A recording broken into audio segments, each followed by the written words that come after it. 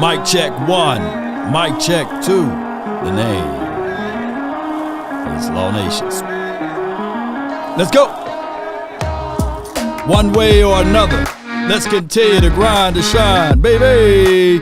If this your first time being here, be sure, and I mean just that, be sure to smash upon the subscribe button. Share this thing. Join the journey. Let's get to 100K. Cowboys adding Chuma Edoga as well as Rico Dowdle back to the mix, plus more from yours truly, Law Nation Sports.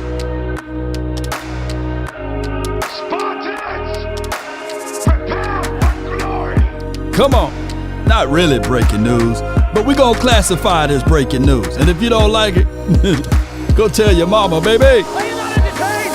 Hey. Are you not entertained? Come on. Ain't no party like a cowboy party. Yeah. Come on. Mama said there'll be days just like this, by the way. This is Sparta! Come on.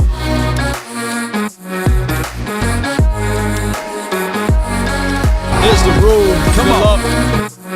Is the room fill up? Be sure, and I mean just that, be sure to smash upon the like button. Sharing is caring.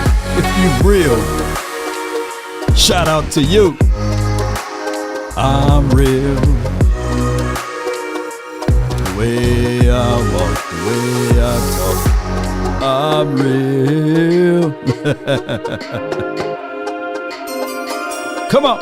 5, 4, 3, 2, and 1. Come on.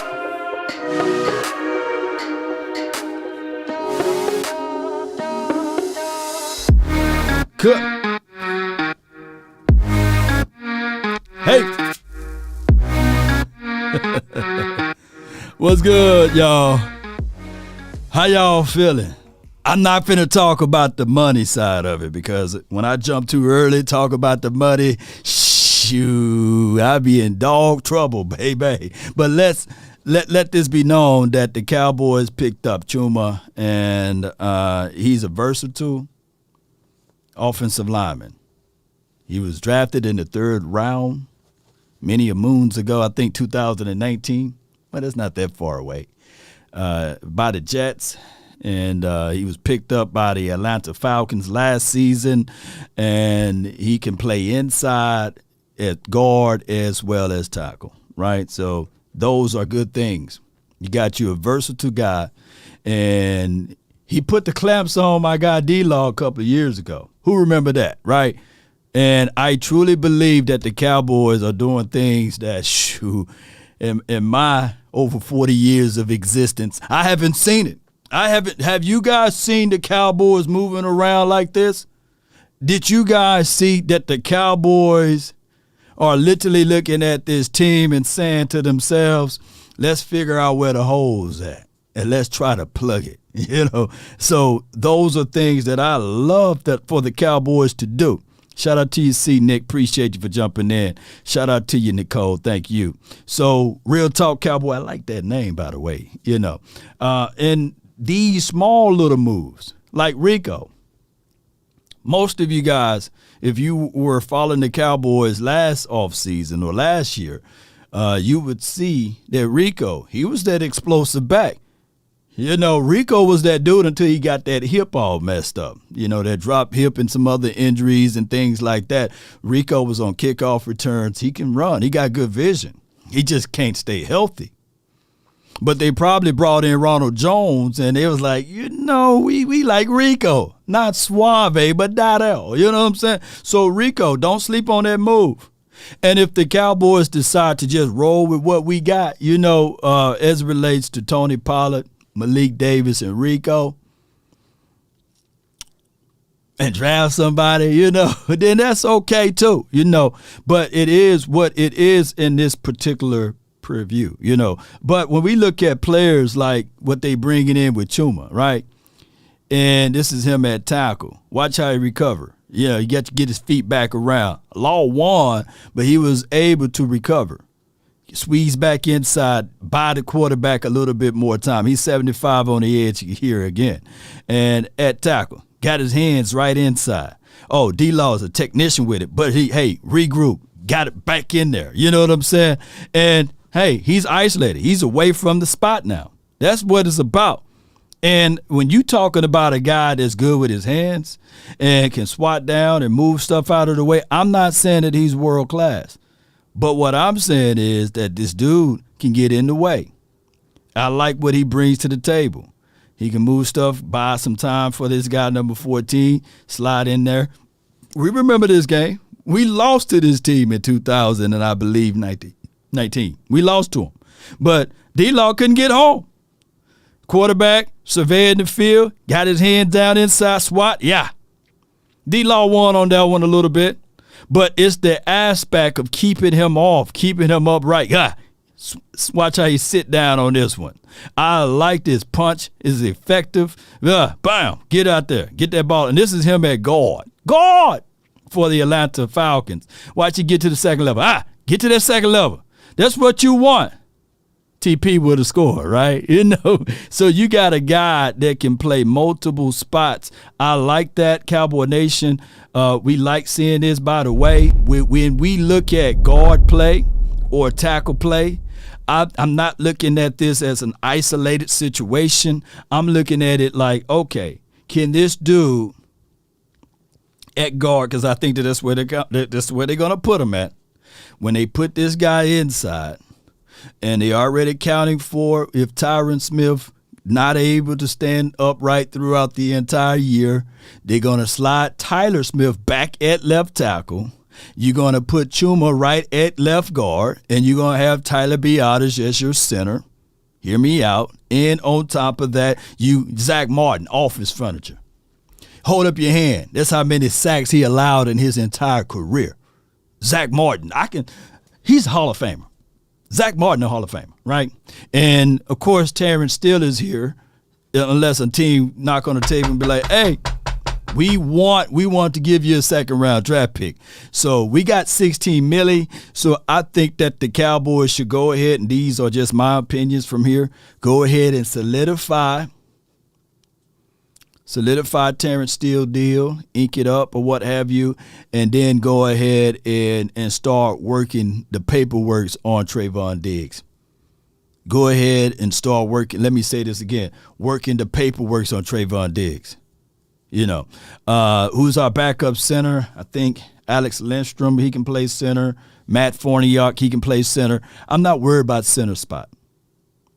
I think Tyler Biadasz allowed this many sacks last season, 0.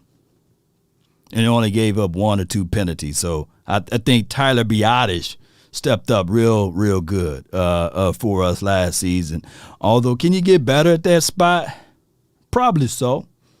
But when you look at Tyler Biadasz, I guess college resume, he won some type of an award there, and if it wasn't for like some injury process, he would have got drafted earlier, right?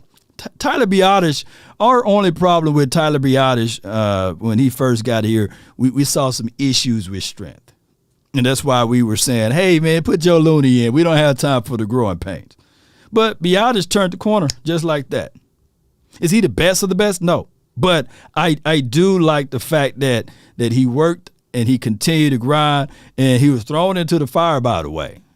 Biadasz is pretty good. He's not poo-poo, I get what you guys are saying, but I like Biadasz. Shout out to you, Coach Marv. No law. That's not okay. Rico Davis, TP.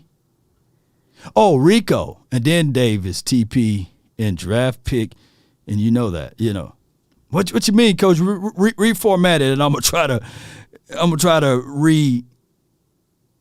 give you a shout out on that, because translate for me. Somebody translate it for me, man.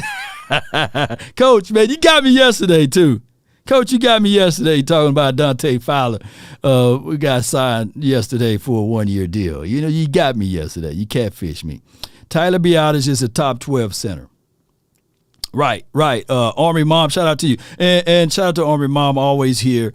Even though she agreed with me sometimes, she disagreed with me sometimes, she's consistent, and I love that out of Army Mom. So y'all be careful, man. Don't y'all put a finger on Army Mom over there. That's not enough. As far as running back room,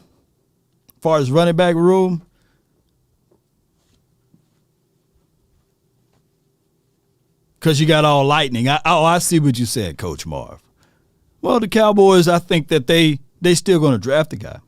They're not going to go through all of these draft picks without drafting the guy.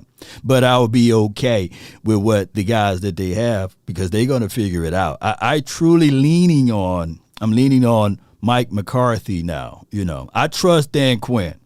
I trust Will McClay. And remember, I was talking about Mike McCarthy last season.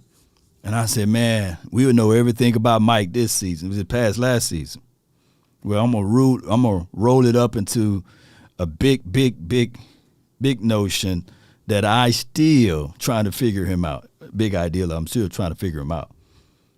But if you are team Mike McCarthy, let me see MM in the chat. I've been asking this question for 3 years now. Going on 4. If you are team Mike McCarthy, put MM in the chat. Right. Let me see where y'all at. I want to do this so that I know that people allegiance with Mike McCarthy is still there. Clarence People says MM. Yeah. War and Peace. Appreciate you, MM. Nope. Dan Quinn. All right. I see a lot of MMs. Right.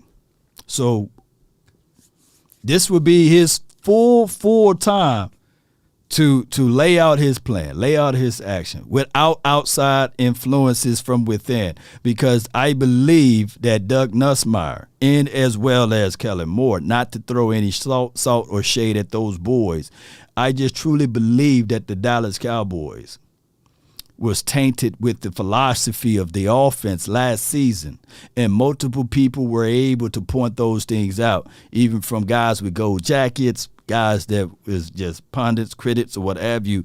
Everybody came down to the same conclusion. Like, come on, man, this team should be better in this department. This team should be better in that department. Mike McCarthy had some bad clock management. Yeah, this is Scorpio. Now, that Scorpio, I agree, had some bad clock management at times, right? But I believe, hear me out, that his bad clock management versus Jason Garrett overall, if I had a choice, clock management, Jason Garrett.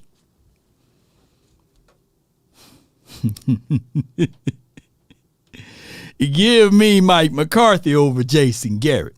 Now, the thing is, even with Dan Quinn, I love Dan Quinn's defensive philosophy. Although we can question some of those things, I would sit back on the area of I would trust him. But Dan Quinn as a head coach, that's too many things for him to do. If you are out there in training camp, and if you are out there when they come back to Dallas, and you just pay attention to Dan Quinn and his focus and his level of attention on the defensive side, I wouldn't want to split that. Let me agree. Let me say this again. I would not. Thank you, Scorpio, for agreeing. I wouldn't want to split that. I think that you will squeeze more out of Dan Quinn by him being a DC juxtaposed to him being the head coach. That's just my thoughts. Now, as far as the other point with Mike McCarthy, we should see now his philosophy, his fingerprints. His fingerprints all over this team. We've seen some of his fingerprints on this team as far as how the Cowboys move. Like they wanted to be coy with a lot of things. They didn't want to showcase, hey, we don't want numbers on the back of players nor names, right? We just want people to get out here to see if they can make the team, right? So he erased numbers and names. That was weird, and he wanted less media attention, right? He wanted to keep the opposition guessing, right? He wanted to keep the opposing teams on their heels. We didn't see that for many a moons over here in Dallas land, right? He wanted to protect the quarterbacks a little bit better, putting red jerseys on them. Hey, when we saw that, we were like, hey, what's going on? We don't like red over here in Dallas, you know? But he brought in a different approach to the game that we haven't seen in many of years. So when Mike McCarthy came here, we saw some of those things. But far as philosophy on the offensive side, I was banging on the table, letting everybody know that this was the same offense since 07, 08, 09, 10, 11, 12, 13, 14, 15, 16, 17, 18, 19, 20. You know what I'm saying? 21, 22. Same offense. Why? Because Kellen Moore, regardless of, yes, Jason Garrett was the head coach. He probably learned everything from Scott Linehan. But both of those boys' resume don't speak Super Bowl. Scott Linehan's resume never spoke of Super Bowl, right? Jason Garrett's resume, he don't have a branch, right? He don't have a tree. So you know, like a tree is known by the fruit that it bear, right? You know what I'm saying? So we don't know what kind of tree. Yeah, he was a backup quarterback, and I'm not selling Jason Garrett, denigrating him, but he was a backup quarterback on the team from the 90s, right? That ultimately came in for one good game, a Thanksgiving game at that, right? And carved up, I believe it was the Green Bay Packers that year. That's all we know of Jason Garrett, right? If you know other games, let me know. And then he was thrusted into a spot as the firstborn wonder, and it never came to full circle of that. And I'm only talking about this so that it can relate to where we headed to, right? And we were heading into, all right, cool, Scott Linehan. He was known for being, I guess, one of the passing coordinators. I don't know if he was the offensive coordinator. He could have been. I could be off. When Minnesota had that Dante Culpepper, Randy Moss, Jake Reed, who remember that? And Chris Carter. Man, I can call plays for that team and be looked like, hey, man, that dude Law, that boy good. That boy good, man. Y'all remember that? That's what got him, I believe, if my memory served me correct, they got him the job at St. Louis for the Rams. And then from the St. Louis Rams, he went to, I believe, Detroit or what have you. That was sparked all of that. And then he was blessed to have Megatron, right? Matthew Stafford, the young, youthful Matthew Stafford. But if you look down Scott Linehan's resume, it was nothing very impressive. It was like, hey. But now when we look at Mike McCarthy, you know, he was forced to have this dude by the name of Kellen Moore. And we only bringing this in for context, ladies and gentlemen. I hate to, that's old news now, but we only bringing this in for context, right? Because 90% of the league is not about what you know, it's who you know anyhow, right? Because we can say the same thing for Schottenheimer, right? But at least with Schottenheimer, Brian Schottenheimer, that's going to be calling the plays now, is a piece of the same philosophy that Mike McCarthy will be wanting out there on the field, right? So now you look at all of that. Yeah, Jay Lombard said privileged coaches. Yeah, handicaps. Yeah. But that's just how it goes. In life, that's just how it is, unfortunately. Law Nation hit $1 billion tomorrow. Y'all think I'm going to be hiring people that I don't know? I'm going to hire a whole bunch of people I know. Y'all going to see, man, how Big Game James get that spot, man? He ain't qualified. How about his Cowboys on now? Hey, man, look at Vosh Lombardi and Scott. Shoot, Law done hit that $1 billion, man. He done hired them people that he know. That's just what it is. Hey, man, how all of a sudden Jay Lombardi, man, now he's the executive mod. You know what I'm saying? Coach Marv got him a whole suite. Because I done hit $1 billion. I'm going to roll with y'all. All of y'all following me now? Sure. When I make it big, I would not forget about y'all. Ain't that right, Davy Green? Native Texan, 1836. Yes, indeed. They be like, man, that law, they should putting everybody on, dog. You know what I'm saying? But I'm going to have a few. I'm going to have a few that I know for sure.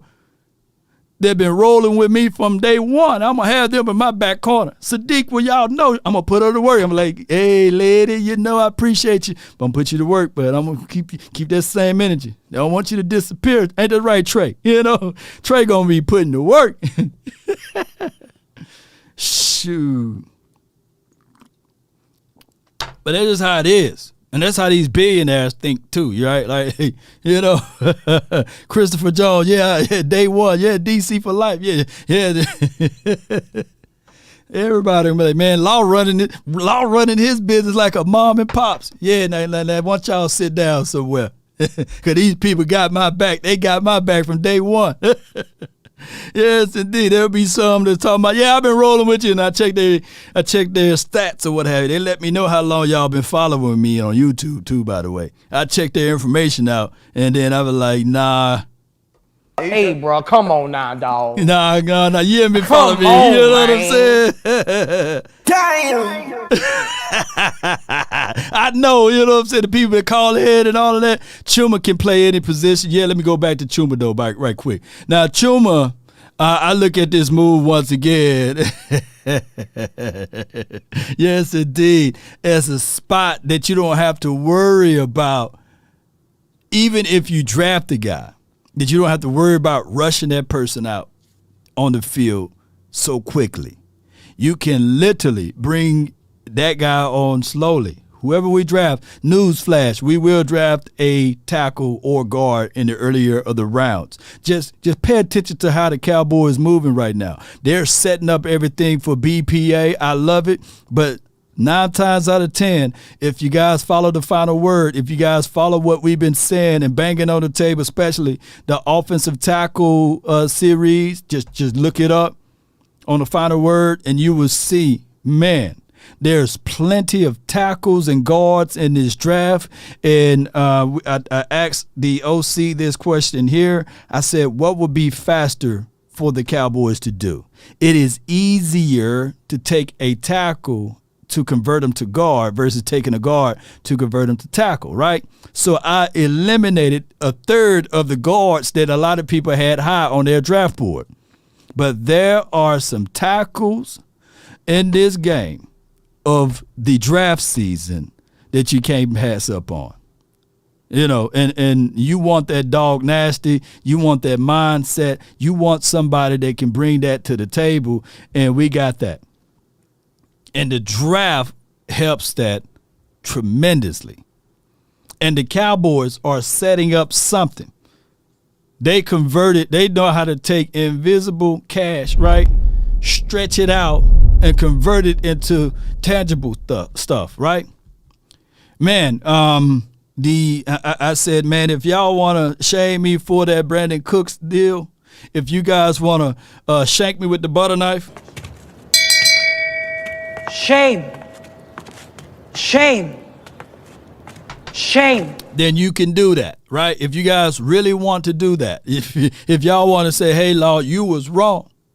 Because 9 times out of 10, when I'm wrong, I'm right. You know what I'm saying? It just seems as if though when I'm wrong, I was wrong when I said, man, you know what? The Cowboys not going to get rid of Jason Garrett. They're going to hold on to him to dear life. He still got his stuff in the office. You know what I'm saying? He showed Marvin Lewis around. You know, he was telling Marvin Lewis, hey, man, I know you finna come for the interview, but this is my office. And, hey, if you go down the hallway there, this is where I wrote this on the wall and everything else. And I said, man, they ain't going to get rid of doggone Jason Garrett. They finna hire Marvin Lewis to be like the defensive coordinator or something at that time. Y'all remember that video I did? And then just the next day, breaking news, the Dallas Cowboys released Jason Garrett. And I was like, God, dog, I love to be wrong. Yes, indeed. Y'all remember that? Dallas the Great says, I believe in Willie McClay, you know. Signed Ashawn Robinson. Yes, indeed. My goodness. Yes, they need to get back to doing that. Here's my thoughts. But let me talk about this dude one more time. And this is a great situation for us. But let me pull this one up, though. Hold on right quick. Boom. Let's talk about this guy, Brandon Cooks. It's becoming to look more and more of a steal. Stealing and being a thief is getting something for free, right? Thief! Stop! Thief! Come back, thief! And when you when you do that, man, for real though, y'all, when you do that, you're getting something for free. Yes, we still have to pay $6 million. It counts $6 million against the cap. But what are we getting for free? Knowledge, wisdom, understanding of the game. We are getting that. And yes, the Texans in return scooping up some of our players, right? They got Dalton Schultz. They got Noah Brown. They becoming the Dallas Texans, right? Eastside Harold is punching the air right now. But neither here nor there. The Cowboys getting Brandon Cooks for now is going to count $6 million against the cap. Let me play that button one more time. Thief! Stop! Thief! Come back, thief! That's the funniest drop in life. So by the Cowboys only paying $6 million, now we got $16 million free available. All you need is anywhere between to pay these draft picks $5 to $6 million. So in a nutshell, you got about $11 million that you can go out there and spend. We got one more hole we got to fill. One more hole and a luxury pick that we got to fill. One can argue that luxury pick would be linebacker, right? But the hole that, in my opinion, that we have to fill, based upon what we got now from Brandon Cooks, his ability, look at that end around right there. We need that. We need to put that playbook in, put that play in the playbook. We do. And this play right here, let me go. Yeah. Sneak right inside the middle of the field. I can make that throw. Yes, indeed. I like that. So we got about, give or take, that we can use, Mark, about $11 million in cap space, give or take. That is enough money to solidify the luxury pick as it relates to Bobby Wagner. You can literally finesse that one more move. But what I think that the Cowboys are doing, in my opinion, they are playing the long game. And as long as Bobby is on the market, whatever he's asking for is going down. It's going down. And watch his back shoulder throw. Yeah, in the middle of the field. Yeah. Got doggone Fred Warner on the skates, right? That's what you're supposed to do. All right, so when you look at that, and I'm looking at this film, man, it's just nice. Yeah, Davis Mills can do it. I know Dak can do it. If Mills can make this throw 50 yards down the field, splitting the defense, I know Dak Prescott can do that. You know what I mean? But neither here nor there. Let me get back on point. The Dallas Cowboys really need to make one more move and a possible, like you're playing spades, one in a possible. Which one come first, ladies and gentlemen? Is it defensive tackle or is it Bobby Wags? Now, my goal would be, if possible, if Bobby can just wait till after the draft, that'll be ideal. But right now, I'm greedy. You know what I mean? I'm greedy. I'm so doggone greedy, y'all. You know, and I think that we can push it now and say, hey, we got about $11 million free on the table, Bobby. We got this one good deal that we can work you out right now. We got Gilmore on one end. Man, dog, we got Diggs, the young up-and-coming. And we got Michael Parsons, right? Young team. Still a young team. We got Malik Hooker, veteran guy, suave. You guys can start crossing notes, right? We got my guy, who's going to be starting, though. You know what I'm saying? Is it going to be Dono? Well, we got Dono. We got J-Rock. That's the whole secondary. But let me talk about, we got LVE back for a cup of coffee. We got this dude that balled out for us, and look at his stats and accolades, Damone Clark, that he just need a little helping hand, right?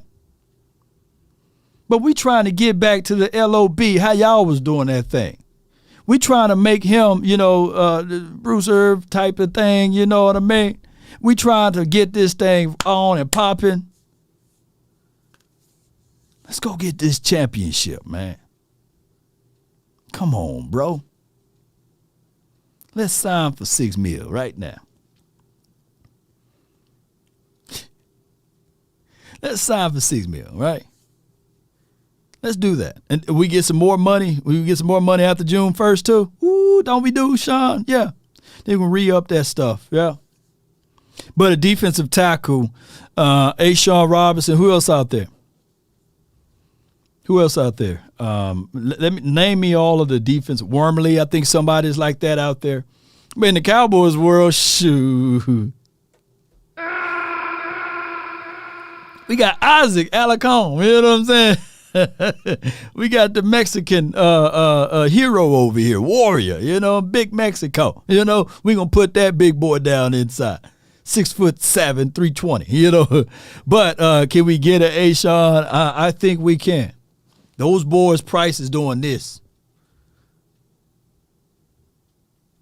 Or can we go out there and grab, ladies and gentlemen, boys and girls around the world, can we go out there and do another trade deal? Who's bad on their books right now? And the Cowboys can be looking at them. Jerry Jones and his let me pull up this right here because this dude is crazy, man. This dude is crazy. Is that Six Mario? This dude crazy, he went from Catboy to now the Messiah over here. And I'm not saying that no blasphemy over here. But, man, come on, man. That boy, what difference a year can make, right? A quick off season. Boy, he makes a few moves here and there. And now this dude is making stuff happen for us. Patreon, Saints of the Cow. You know what I'm saying? Management. Now he's high. Now he can part the waves for us in the right way. You know what I'm saying? So who's out there, ladies and gentlemen, that we can trade for the low? Who out there we can do like this?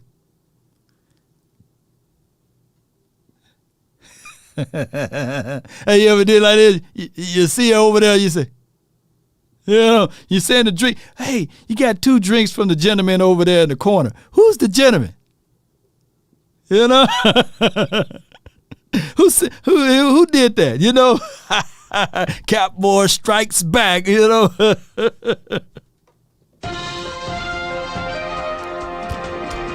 Breaking news: Catboy strikes back, having all of the doubters, the whining Cowboy fans, including Law, backpedaling like the great Deion Sanders. Deion Sanders ain't got nothing on Law right now, boy. How I'm backpedaling off the Jones family, boy.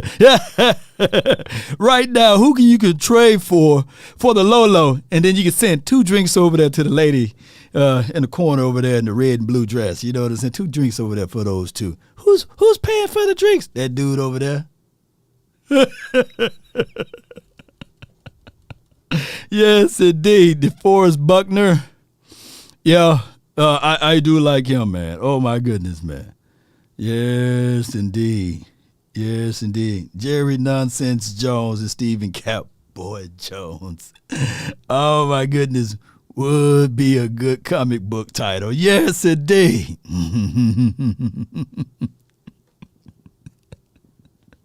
Yes, indeed. Shout out to you, Bleezy. You know what I'm saying? Hey, here it is right here. Breaking news. Stephen Jones didn't like his name being called Baby Nuts. He is now ready to bring in and battle Big Game James. Round 1. Bring in Robbie Gold, for a cup of coffee, Law. Yeah, we do need a kicker, don't we? I don't trust the other kicker that we got. I don't trust that dude yet. And, you're right. Yeah. I don't think you can call him Baby Nuts anymore. You know what I'm saying? Yes, indeed. You can't call them babies, you know, them nuts from grew. We should kick D-Law inside. This is from my guy, Mark. Shout out to you.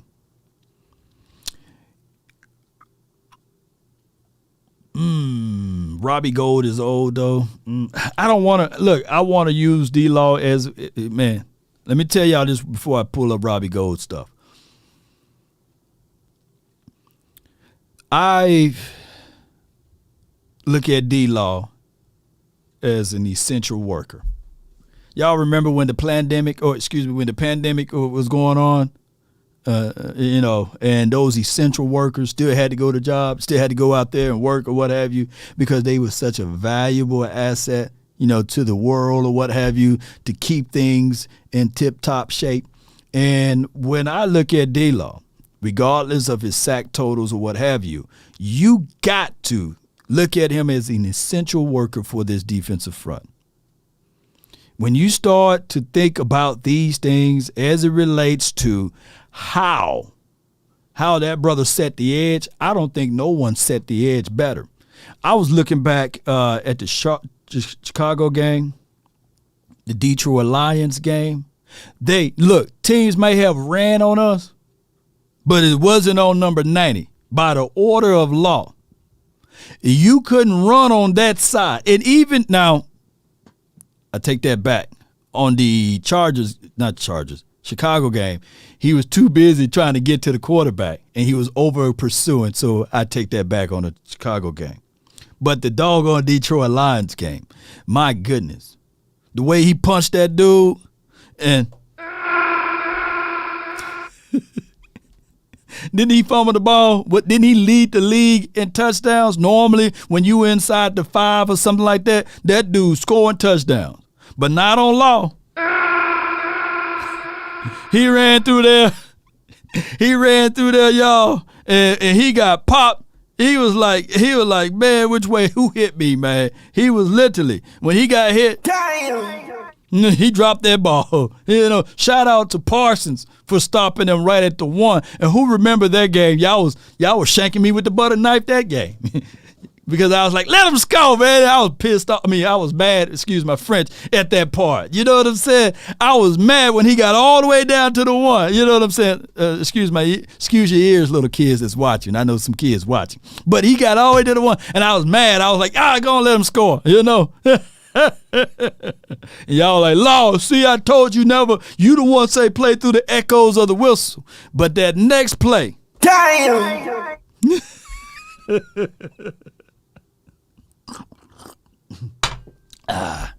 Yeah.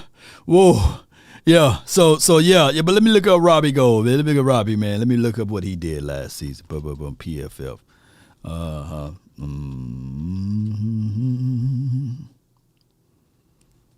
He don't spell his Gold name right. I would have changed my last name. He was Pat's attempted third. Pat's made. He was second. And he was making some kicks against us.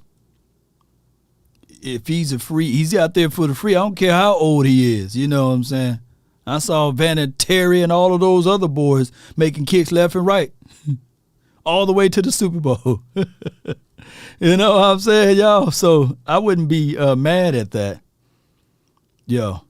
B says, Moore was Garrett and Linehan disciple. We needed a new with no nepotism from the Jones family. We are making moves, Law. Yep. Is this Casimir? Has anyone in the chat mentioned Dak's gonna be cooking them lamb chops this year? Oh yeah, shoot. Let me see what else. I think I had another super chat. Appreciate y'all for keeping the lights on over here. I thank y'all. Thank y'all, man. It wouldn't be possible without you guys' support. Thank y'all. Y'all. Look, y'all getting me that Oxnard money now. We're going to have to start saving up for that. West Coast and Law Nation Tuesday night showdown. Baby, I'm greedy as F. I still want Hopkins, Wags, hell, Odell Beckham Jr. You know, can never have enough manpower with a sport known for injury, man. James Harden, older brother, tell him. Wait a minute. But shout out to you, man. Shout out to you, Jason. Yeah, I'm going to have to reach out to James Harden people, man, and let them know that I'm the older brother, Yeah. But shout out to James Harden. And yes, we'll be live a little later on today, me and West Coast, Great channel, by the way, from West Coast. If you team Robbie, let me know. Put RG in the chat. But if you team the other kicker that we already got, let me know. I forgot his name. I got to see his name in order. Valenciago, whatever you say that man's name. What's that guy's name? What's that other kicker name we got on the team, man, that we done picked up? And I appreciate y'all for the Oxnard Fund. Put RG in the chat if you want this Robbie Gold or you want the Valenciago guy. I forgot this guy's name, whatever his name, and not Vizcano, right? You team Vizcano, right? That's Bo Kemp. Yeah, appreciate you. Give me RG, man. Look, I don't want to have heart attacks out there on the field. The Cowboys lose by 3 points. It's going to be Dak Prescott's fault now, by the way. I don't want to say, Vizcano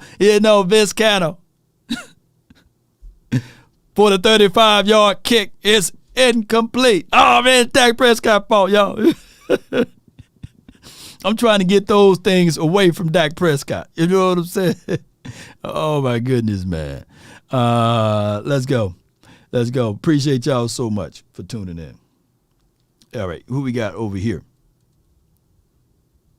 Is IROC. Law, when does training camp starts in Oxnard? So here's what we got. The scheduling for Oxnard will not appear until after the draft, right? And then on top of that, you got rookie camp, rookie mini camp and all of that. I think right before the draft, you got these voluntary, involuntary, OTA, meet get-ups or what have you, checks and balances type of stuff. But what you want to see, ladies and gentlemen, the initiative. You want to see some of your leaders going out. I want to see some hype videos. I do. I want to see some hype videos where a dude, hey, yeah. You know what I'm saying? A man balancing on a ball, with a slinky. You know what I'm saying? Doing the slinky challenge. I want to see them plyometric calisthenics and all of that stuff. I want to see youth mini camps. We want to do all of that. Being out. But hey, when you get to Dallas, and we're going to open up the phone lines in a few. When you get to Dallas, you got to understand, going out, partying, clubbing, all of that stuff, I be worried a little bit over here in Dallas. Because you got a lot of egos. You got trap boys, you know what I'm saying? You got a lot of stuff that Dallas is different. You can't roll in Dallas like you roll in LA. You can't roll in Dallas like you would do in Atlanta, you know what I'm saying? Or Miami. Dallas is just a whole different. For my short time being here, it's different. We got, first and foremost, you got a professional hockey team here. There's people with money. You got a professional baseball team here. There's people with money. You got people, professional basketball, football, you know what I'm saying? You got some high rollers, you know what I'm saying? You got some trap boys, you know what I'm saying? You got some rappers and all of that stuff out here in Dallas. And it's like a weird territory. You got to be from Dallas to understand it. And then you got to be from the outside looking in to also complete the whole entire picture. So you may be thinking that, I got $3-4 million as a player, a football player in Dallas. That ain't nothing to somebody, a trap boy, you know what I'm saying? You know what I'm saying? They made that last month, you know what I mean? That ain't nothing to a guy that got a baseball contract, right? He probably like, yeah. And then you got, unbelievable real estate people and high attorneys over here. You can say that for every city, but it's not just Dallas, man. It's big, man. People got big, long money. And then you got boxers out here. EJ make a lot of money, dog. You know what I'm saying? Gilly and Diggs, no-fly zone, yeah. So Dallas is different, y'all. Sports, shout out to your Nobles royalty. Sports, support Law Nation. Let's go. Get those likes up. Yes, indeed. So Dallas is different, y'all. You got some high rollers over here. So you bump on somebody and say, hey man, you bumped on my shoes, dog. Hey man, F your shoes. All right. Well, meet me outside in the car. There's about 50 people waiting there. Wait a minute, I play for the Cowboys, so you know what I'm saying? I play hockey, you know. You got all money, man. Shoot. T. Foster said Dallas ain't no different. Shoot. Shoot. Yes, indeed. Shoot, Booster. Tell Booster to come drive through Dallas. Shoot. Yes, indeed, man. Shoot, Dallas just different, y'all. Dallas don't play. And then you got Houston right down the street about 2 hours away. You know what I'm saying? Give or take on the person's foot. Shoot. Dallas is a central location. And anytime you got a centralized location, I can be in Dallas today, and in 2 hours, 3 hours, I could be in L.A. You know what I'm saying? I could do some damage to somebody in Dallas and be back in L.A. You know? And they be like, hey, man, well, you in Dallas? Nah, man, I was in L.A. the whole time.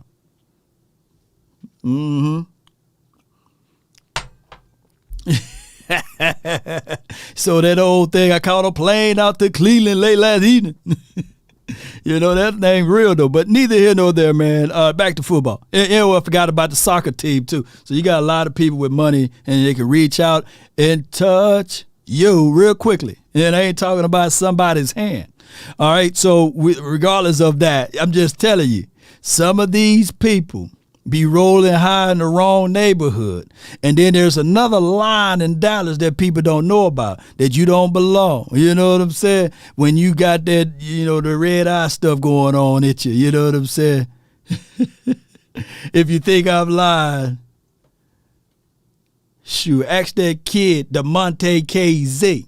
Ask Nolan Carroll. You know what I'm saying? Shoot, the roads different in Dallas. You know, the GPS, see, Dallas is growing so fast, the GPS don't even know where to take you. Turn left now. You turn left. That's a one-way street. And all of a sudden, shoot.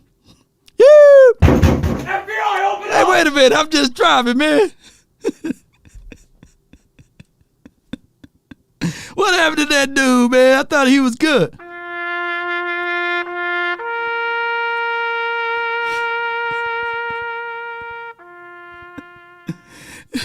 Hey, DeMonte KZ said, you don't know who I am? And the officer said, no, sir, I don't know who you are. I'm DeMonte KZ. Yeah, but you finna be a guy that's finna get arrested. You know, wait a minute, I play for the Cowboys. Yeah, so do cuz down the street. Yeah, you finna get, hey, wait a minute, dog. Oh, wait a minute. But any other city, if you in Tennessee, that you get pulled over, they be like, hey, all right, man.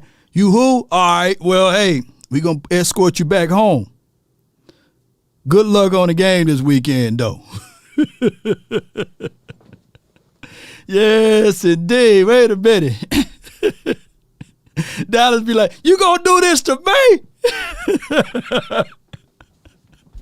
You gonna do this to me? Yeah, we gonna do this to you. Wait a minute. Wait, it don't work here? Nah, it don't work here. You mean to tell me I can't get off on this? Nah. You're not the playmaker? Nah, I'm not the playmaker, but I make plays. Nah, dog. You got Jerry Jones' number right now? Yeah. And then Jerry Jones say, who this is? Who? Jerry, you know this me, Law. Law who? You know what I'm saying? Get your damn act together. Wait a minute, Jerry. So you ain't got your boy back like that? Nah, Jerry gonna be like, nah, dog. Nah. You know what I'm saying? Jerry only got a few favors for a few guys. All right, so let me get this going on in the best way possible. I want to know y'all thoughts, man. We have good fun today, baby. All right, I want to know y'all thoughts. Call my phone, hit my You gonna do this to me? I will have y'all playing football in Pelican Bay. Keep it super thorough my way on this side. Call my phone, hit my Emotional damage. Keep it super thorough Come on. my way on this side. Keep it super thorough my way on this side. Mobbing with my brothers, there's no question. You are the Keep only it real. participant in Whether this we East conference. coasting or we The hotline for your mind, 657-390-7391. Let's go. Appreciate y'all. Good stuff. Shout out to you, Mo. Appreciate you. Grab him and hold him. Hold him and grab him. Action Powell. Appreciate you. He said, read his super chat. I missed out on your super. Appreciate you. I'm going to try to find it. Yes, indeed. All right. Boom, boom, boom, boom, boom. Ooh, y'all filling up real quick. Hold on. Let me see if I get to these soups. Let me go. Yes, indeed. Action Powell says, educate them, law. That triple D. Yes, indeed.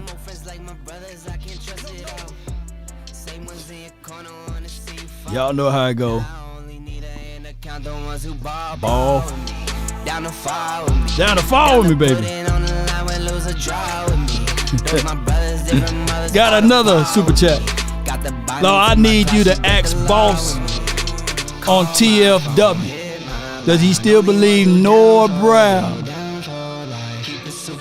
is still Chris Carterish? Yeah.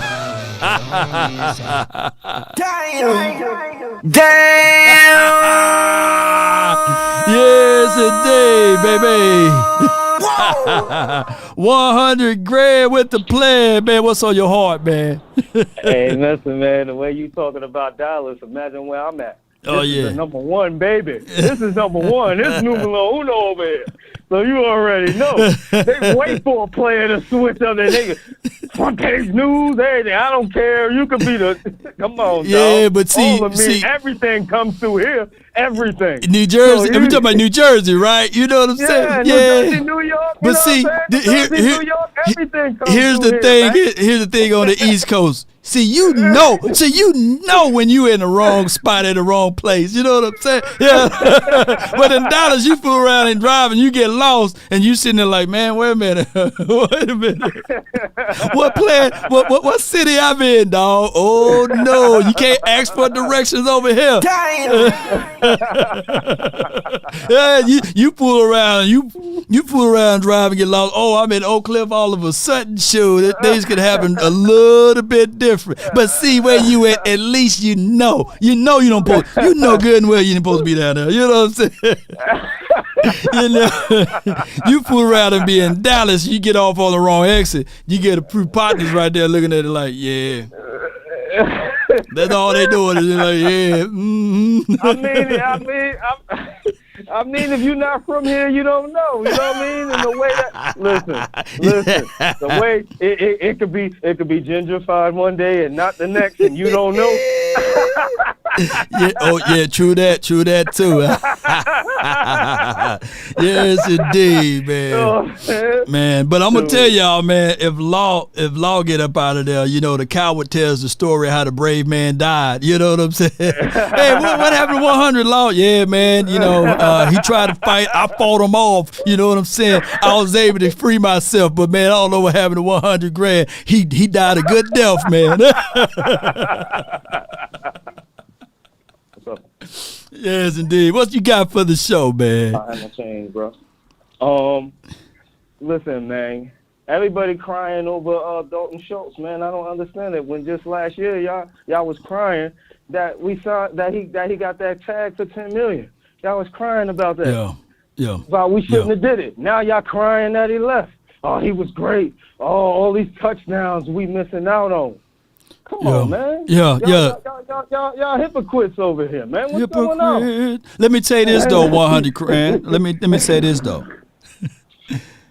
All we did was transfer the money that we was going to pay Schultz over to Brandon Cooks. So if you would rather have Schultz or Cooks, let me know. You know, for anybody have any complaints. And on top of that, we worked out a deal to have Cooks with $6 million. So $6 million. So hey.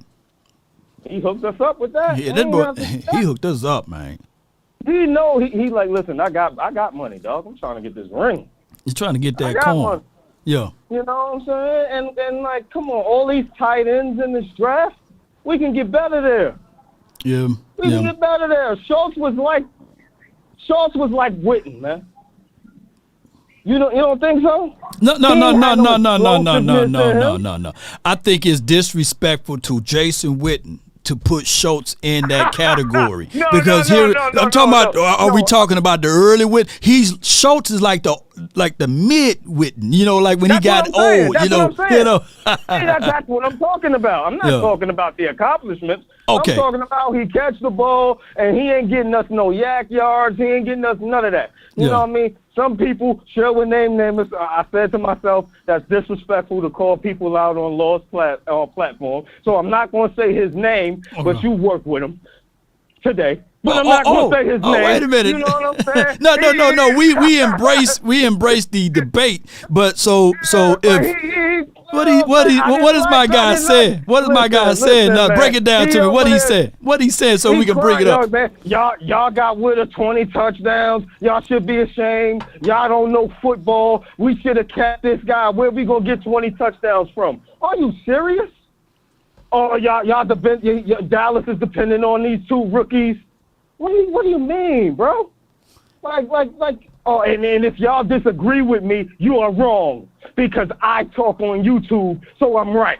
Wait a minute. This is what he said yesterday. I can make a YouTube channel with talk too, so that mean I'm right? All right, I don't have all of the context with that, but wait. You know what I'm saying? Stop the cap. Hey, all right, so here's the thing. And we ain't got no beef. We just disagree on the Cowboys topic. Two men that disagree with the situation with Dalton Schultz. Now, my thing is Dalton Schultz, I'm not going to discount for what he did. He was a guy that I believe when he was drafted, there's only one person that I know for sure that was banging on the table for him, and his name is Foots the King. And it took Foots the King about 2 to 3 years to be right? Because Dalton Schultz his first year, you know what I mean? We was like, hey, this why we drafted him. And then his second year, we're like, hey, what does he bring? He can't beat out Jeff Swain. You know what I'm saying? Blake Jarwin is better. And then his third year. Brought out Blake Jarwin. He got hurt in order for him to start. Don't forget that. True. If Blake Jarwin didn't get hurt, we wouldn't even be in the situation right now. Yeah. Because Blake got paid. Yeah. This guy didn't. Yeah. So what are you talking about? So if anybody can draw up a game plan for Dalton Schultz, it would have been Kellen Moore. The only problem with Kellen Moore is we would see it literally happen in the playoffs. We would see greatness from Kellen Moore for 1 week, and then we would see a total different game plan the next week. It appears that like we would see 13 and 14 personnel, and he's like, oh, that's good. And then the next week, nothing. He goes away from it. Now, the thing is, in 2021, Dalton Schultz had a hell of a year, but I'm going to tell you guys, that's playing with leverage, because if I'm a defensive coordinator, I'm going to allow Schultz to kill me, juxtaposed to CeeDee Lamb or Amari Cooper or Amari Cooper Gallup. You know what I'm saying? That's 2021. It was the three-headed monster that year. Yeah. It was the three-headed monster that year. Yeah. So, man, we just going to give it to Schultz all the time. Come on, man. It's not like he made waves, and it's not like he was Travis Kelce out there. Come on, man. Yeah. So that's what it was, and I believe my guy, Boss Cowboy, we did a few shows on it, and he got like an hour, 2 hour episode of us calling Schultz hot pocket. And that's why we were saying that was a system that was put into place. Now, one thing I can tell you guys is that the option routes tend to be for tight ends. And if it was anybody that should do option routes, it should have been only Dalton Schultz. I agree. Because that way you can use height, you can leverage your size, and on top of that, you can find a soft spot in the zone because it will automatically input the mismatch between the linebacker versus safety, and now you can play that option. If you go back and look at that interception that ran Dak Prescott through in that Green Bay Packers game, one can argue that was an interception caused by Dalton Schultz. You see what I'm saying? Because he had the option and he pivot inside when he should have pivot outside and moved the linebacker away from that spot so that Lamb can get there. So will Dalton Schultz be missed in a degree far as experience, but will it be a massive miss? I don't think so. No, you bring in Fergus Schott, both of those boys. I think that they can do some of the similar things that Dalton Schultz did from that aspect of it. Better. They're more explosive. More explosive. A little bit, yeah. And we could pick up somebody in the draft that can block better. I forget the kid's name. I think you did a film session on him. He can block better. He's more explosive. He's better than Dalton Schultz. We can get better in that spot. I don't care what nobody say. And the Cowboys think so too, or they would have signed the man. You know what? You know what? Who spoke on that? The market. If Dalton Schultz was Dalton Schultz, he would have been, if Dalton Schultz were the Dalton Schultz that everybody believed that he was, he would have lasted 1 day on the market or 2 days on the market. He wouldn't have lasted that long. Thank you. Yeah. Thank you. Come on, man. He ain't even getting that $9 million. That's an incentive-based contract. Yeah. He can get up to $9 million. He's not getting $9 million.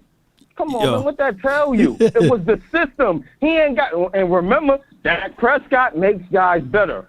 We'll see if Dalton Schultz will be better. I don't think so. Well, he got all year to prove a lot of people wrong. And shout out to Schultz. I know for sure out there in training camp, he was the first one there, the last one to leave. He's a guy that's a hard worker. He's the best blocker. He's the best blocking tight end out there in the National Football League, especially on Twitter. He blocked me, then he unblocked me, then he blocked me again. So that brother can block, baby.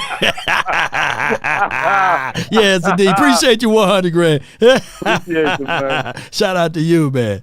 Yeah, man. So, granted, I like Dalton Schultz. I'm not putting salt on the man's name, right? And I know he already got me blocked, right? He unblocked me, now he blocked me back. But shout out to Dalton Schultz. I truly believe that whatever he do, if he put his mind to it, if you want a thing bad enough to go out there and fight for Schultz, you know what I'm saying? And go out there and work day and night, you know? So that means in order for him to block me, he had to listen to some of those words, right? So I truly believe that he's going to go out there and make it happen. And they can improve from winning, 1 or 2 games to maybe winning 3 or 4 games. Shout out to the Texans. Hey, that's an Eastside Harold deal now. Well, Eastside, where you at, dog? Where you at? Eastside, where you at, man? I need for you to call in because you the dude that we need to hear so we can give you some analysis on Noah Brown and Dalton Schultz. I got Ethan from the 214. He can talk to us about Dallas because I see 214 in your number over here. Talk to me, man. What's up, Law Nation? It was good. Man, before we did all these trades and stuff, man, I was thinking, I thought for sure, oh, man, we're going to go get a corner in the draft, a receiver in the draft. Like, I was certain. Like, first round, that's where we're going. Yeah. Man, now I don't know what we're gonna do in the draft, man. I'm thinking maybe O-line because, in my opinion, I love that dude on the left, Big Tyron, but he can't go, 4 games without being out, last season I was ready to go and the dude got in practice and jogged and, it was a major injury, almost out the whole season. So, like, what do you think? We do. Do we go O-line and just have him be backup because there's not really like a lot of solid O-linemen out there right now, or like what do you think? If you go offensive lineman, with the 26th pick, then the expectations would be, hey, this person's going to start. You don't spend that high investment on a bench player. But when we look at it and we go over our offensive linemen, 4 out of the 5 guys got banged around and moved around. Hey, trench warfare, if we're going to do more and more running this season, heading into the 2023 year, then you get someone that can help out the quarterback plus the running back for the future. And the only thing is after the second round, third and fourth, fifth rounds, that offensive lineman productivity goes like this. You will have to even have more of a wait and see moment versus somebody in the first and second. Yeah, but wouldn't you agree that the only position that we could draft that would plug-and-play start would be either tight end or, I mean, maybe running back if Pollard isn't, like, 100%, or maybe even, like, a third receiver over Gallup if he's not, you know, really showing out as much as we hoped he would after the injury. I mean, even on, I guess D tackle maybe, but, I mean, yeah. You're just depth at this point, even at the 26th pick. I mean that's why NFL is such a unique sport. Plug and play. I think it's a game within a game, right? I think the running backs is in a whole different world. So if you have a choice for Bijan Robinson versus Gibbs, right, with the 26th spot, or you have a chance to draft a Dalton Kincaid versus a DeWan Jones or something like that, then you will have to say to yourself, all right, who's the best player available?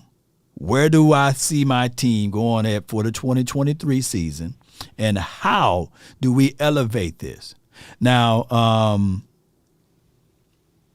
most people will say, hey, regardless of it, let's build from the inside out. I think that there would what round was Creed Humphreys drafted in for the Kansas City Chiefs? Man. Was it first or second? First or second. So he was a high draft pick for them. I don't think that they looking for another center, right?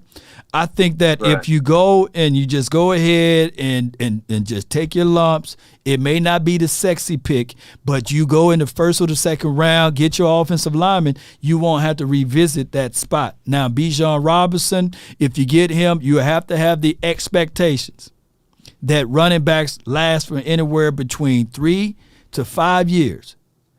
Tackles, safeties, tight ends, they can be a 10-year deal that you don't have to look back at again. But for 3 years, are we in that window space to have an explosive guy for those 3 years? Are we within striking distance? The quick answer to that could be just yes. You know, let's not overanalyze it. But if you still have holes on that offensive line, it don't matter how great Bijan is, right?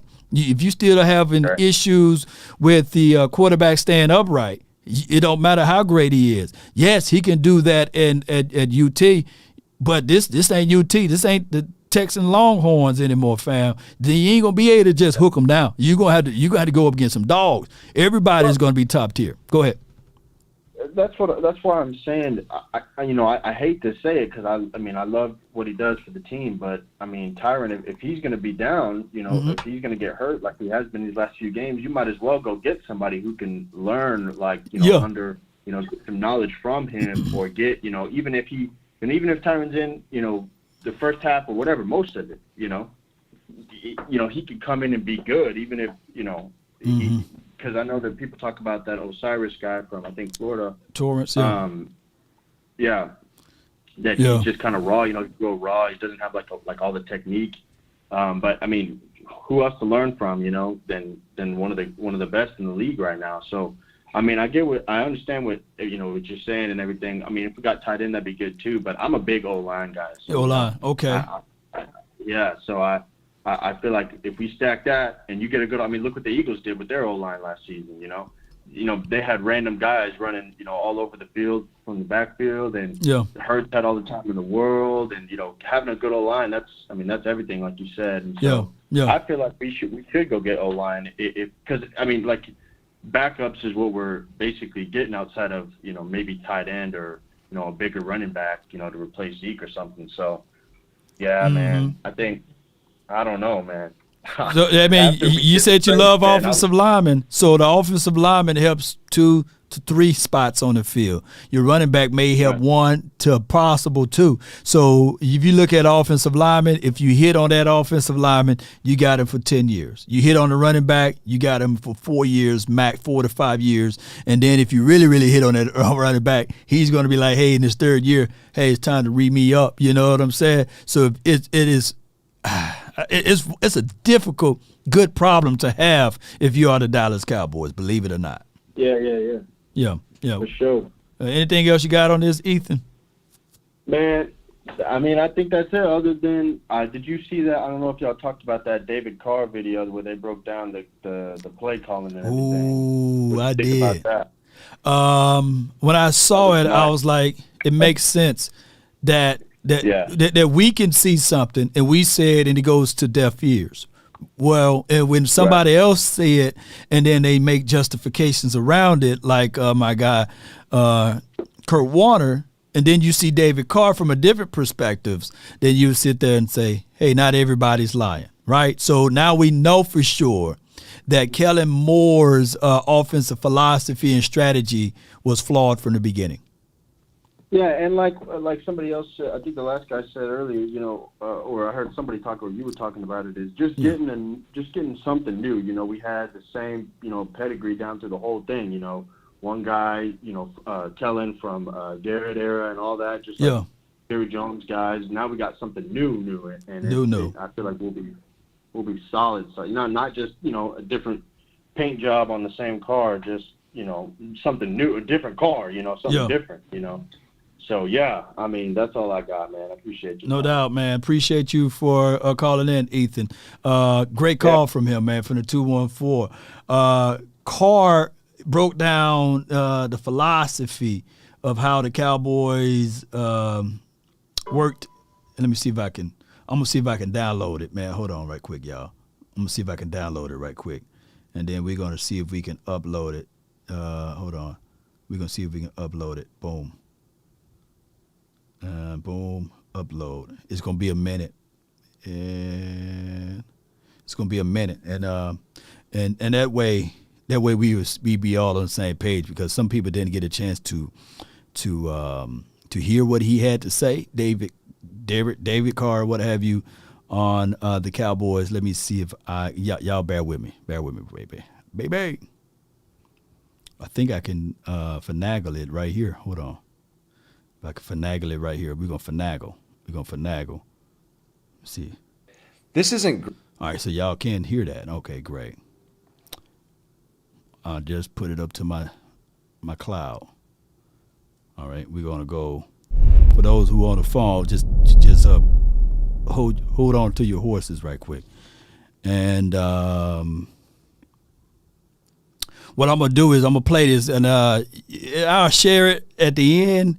But you can clearly probably listen to what he had to say about this. I know you can't see it, but you understand what he's saying. And you probably can zoom in on your phone. But let's listen to this right quick. Great. Like these aren't great concepts. That's the other thing. Remember I told you all the vertical stems?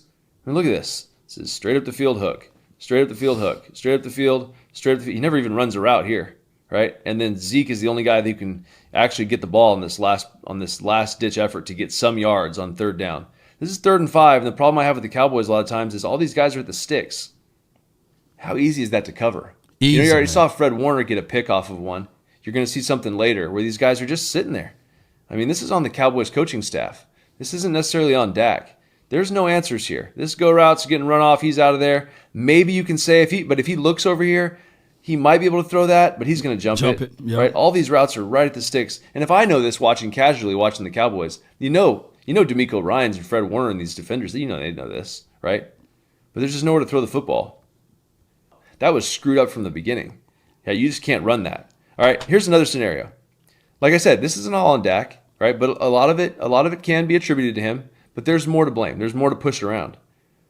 Okay, where's he supposed to throw the ball here? Anybody? Look at this. Nowhere. Doubled, tripled. Fred Warner, possibly rip it in there. Possibly. Sitting flat-footed, deep. I'm helping in the middle. When you got pressure like this, it's hard because I've been in that situation. You got 4 good rushers. You end up leaving these 2 guys in here to protect, so you have a 7-man protection, so you can pick it up, right? So you can throw down the field. The problem is if you have to pick it up with these guys, you're running these vertical sit routes again. And I don't care who you are, man. Look at, anyone want to guess where the sticks are? Shoot, right there. Right there. Right there. Where is everybody? Sticks. I mean, help your quarterback out, man. You got no answers. He could dump it to Zeke, maybe you could say that. He's trying to make a play. Yeah, it's long though. That's Carr analysis on that. So what I'm trying to say here, ladies and gentlemen, not everybody's lying, right? And that's no longer our problem anymore. That's no longer our problem. That is a Chargers problem, and I get it for those who would say, hey, well, those are excuses. But like I said before, if I hand my keys to my daughter who's 6 years old, right? And yes, it's a luxury vehicle. And yes, it got all of the bells and whistles. It's cold outside. It's supposed to be spring in Dallas. Dallas got his own rules. I told y'all Dallas got his own rules. It's cold. It's the second day of spring, and people still wearing fleece and jackets and everything. You walk out there with your shirt off if you want to. Mother Nature gonna put you down. You know what I'm saying? But neither here nor there. It got the seat button that you can make warm or blow cool out up your butt. You know what I'm saying? But just because the car got all of those things, if you got somebody that don't know how to drive said car, you not getting anywhere.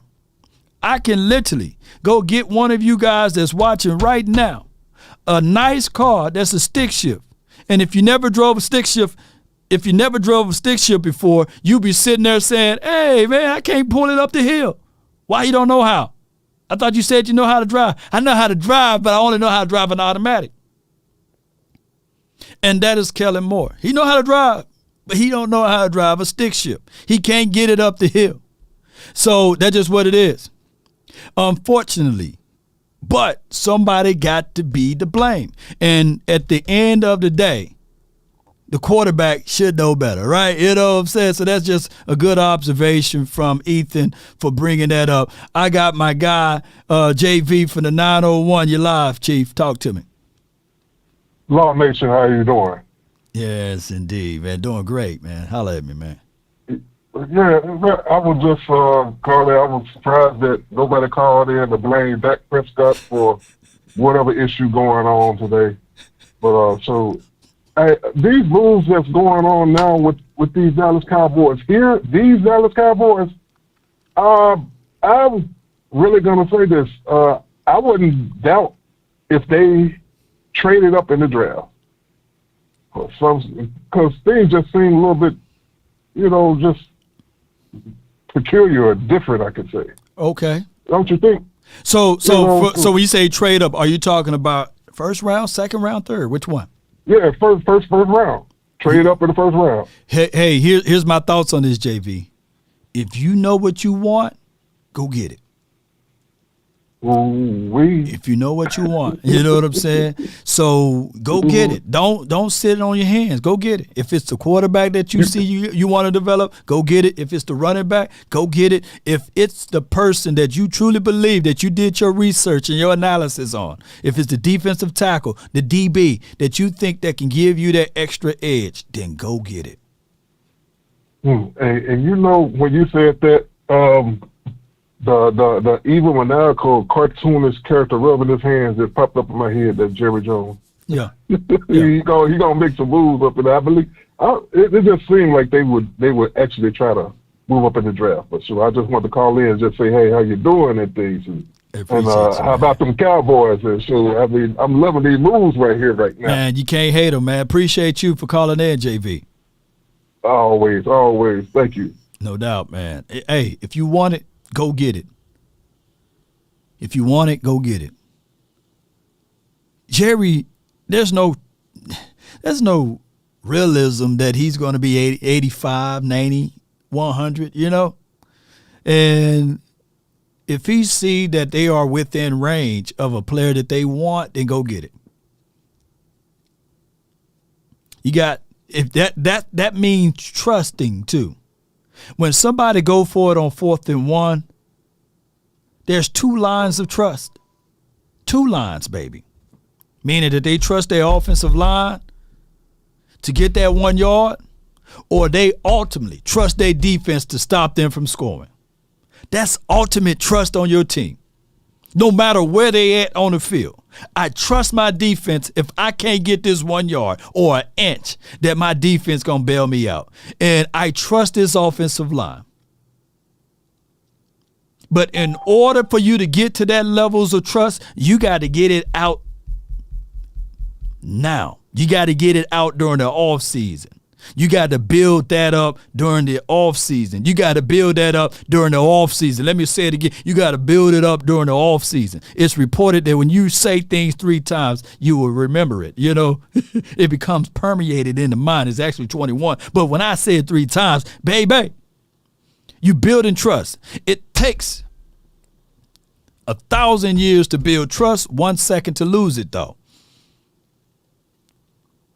So if you're 4th and 1 and you don't get that, and then all of a sudden your defense give up a big pass, then now you don't have no trust. Now you're punting the ball every time.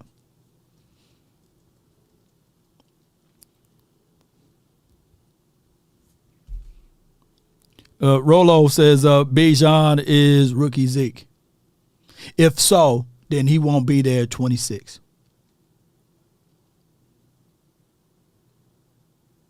If Bijan Robinson is rookie Zeke, he won't be there at 26.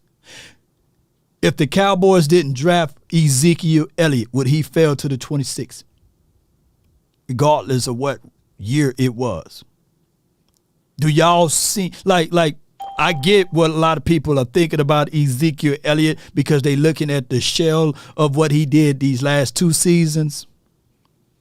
But do you ultimately think that Ezekiel Elliott would fall close to the latter part of the first round in any year? What year, if that the case in the scenario? Right? So that's where I bring in realism versus hypeism versus expectations versus the realism again. Right? There are about, when you grade in the draft, there are about 13 to maybe 15 first rounders. Just because a person is drafted in the first round don't mean that they have a first round grade, by the way. Right? So when you think about those things, ladies and gentlemen, Bijan Robinson, I like what he brings to the table. I do. I flat out do like what he brings to the table. Gibbs can do some of the things. He may not can be as burly and blocking as Bijan, but Gibbs can do some of those things too. I've seen Sean Tucker in the right system and situation. Look, let's say this. You pick up Sean Tucker, you put on Alabama, where he be drafted at? How would he be viewed? If Sean Tucker played for Alabama, roll tide. You see what I'm saying? And we can do that for multitudes of players. Right. So that's just what I'm saying. All right. And on top of that, I think that Robinson is a dynamic running back. I like what he brings to the table, by the way. I'm not sullying nor denigrating him.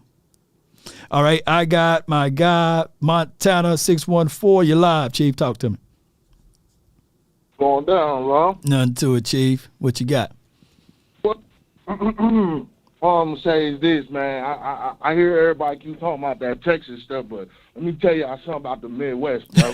I can make it out the Midwest. Hey, if you can make it out the Midwest, you can live anywhere. Those are facts.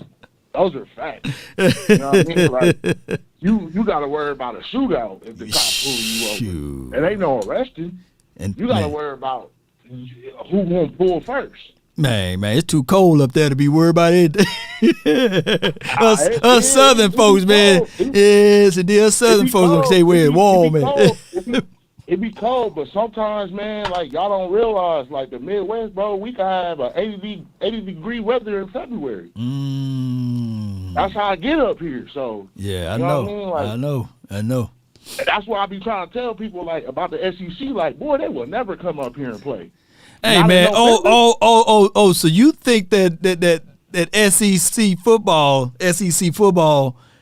is second tier to where you at? I'm not gonna say that. But, you know what I'm gonna say this. No. I know, I feel you, man. It's only 2 or 3 teams that goes to a bowl out of that conference every year. Okay. The Big Ten, they got at least 5 to 8 teams going every year. Big Ten is Big Ten, though. You know, but you know, man, I'm biased a little bit, though. I'm biased a little bit.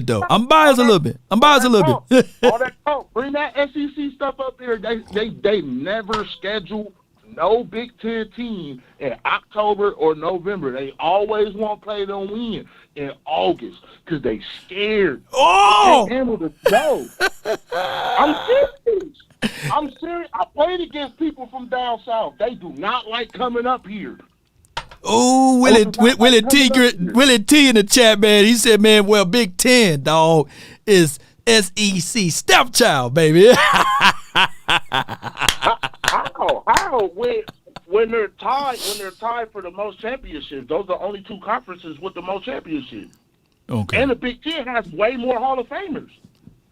You see, you know, I ain't finna go into that thing right there. You know, college is like my third, fourth tier thing. Man, you know, go ahead. I'm gonna leave you with this one here, man. For everybody who's keep talking about Bijan and Kincaid, and look, I watched these dudes since they freshman year in college. Mm-hmm. No, none of this draft is worth to move up. I'm not moving up for none of these players. They're not worth it. Yeah. You know, they're talented. But this draft is so raw. Like, this whole entire draft still needs work. C.J. Stroud still needs work. That's my dude. Still needs work. B-Todd, he still needs work. Yeah. I'm sorry. He do. Gibbs need work. Paris Johnson Jr., that's my dog. I think he's the best tackle in this draft. Talk to him. What do you need? Ronald Jones. But they still need work. Hey, which one you prefer for them to need work on? You know what I'm saying? Would you prefer Dalton Kincaid here or DeJuan Jones or now Paris? I know he ain't gonna fall that far. I don't think teams are that silly. But what you think? Like a Dalton Kincaid, he needs to read the defense better. And he also needs to block better. Yes, he got a little bit of speed. Yeah, he can move and catch the ball pretty decent. But let's look at the competition. Right. He didn't have no super. He came from Utah, y'all. Yeah. They don't play nobody, bro. Their level of competition is average. At you best, know what I mean? Yeah. So it all depends on level of competition. That's the same thing with Bijan. Like, their best competition was Alabama, and Alabama's defense was not good. It wasn't. I was shocked to see how bad Alabama was last year. They were not the Alabama of old. They weren't. Yeah, I feel you on that. So he ain't worked them like your boy Zeke did that thing though. But back in the days, I went to the chat and it was like, "Oh, Utah beat USC, but USC wasn't good." Oh yeah, man, come on. Look, I don't even watch college like that, and I knew that. But hey, let me say this before I let you roll though. Who you prefer with the 26th pick? Oh, give me the trenches. I'm trenches. I want those trenches built up. Yeah. We need to build up that front line on both sides. You want to get rid of Ezekiel Elliott? Well, you better make sure that Dak Prescott is standing up. Because every time he's been out, and every time Zeke been out, Prescott was out. Well, those are facts. Those are facts, man. So you got some pushback in the lobby area, man.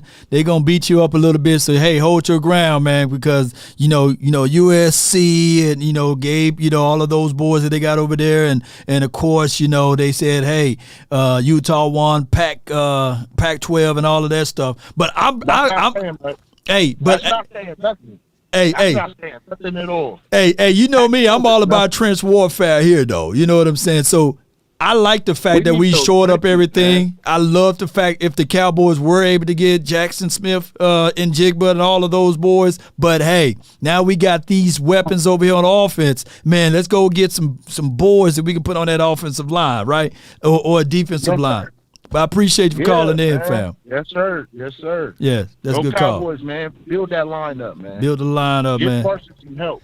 Yes, indeed. All right, that's Montana, man, from the 614. Hey, give Parsons some help or give Dak Prescott or the running back some help, whoever the running back will be for week 1. I think it's Tony Pollard, by the way.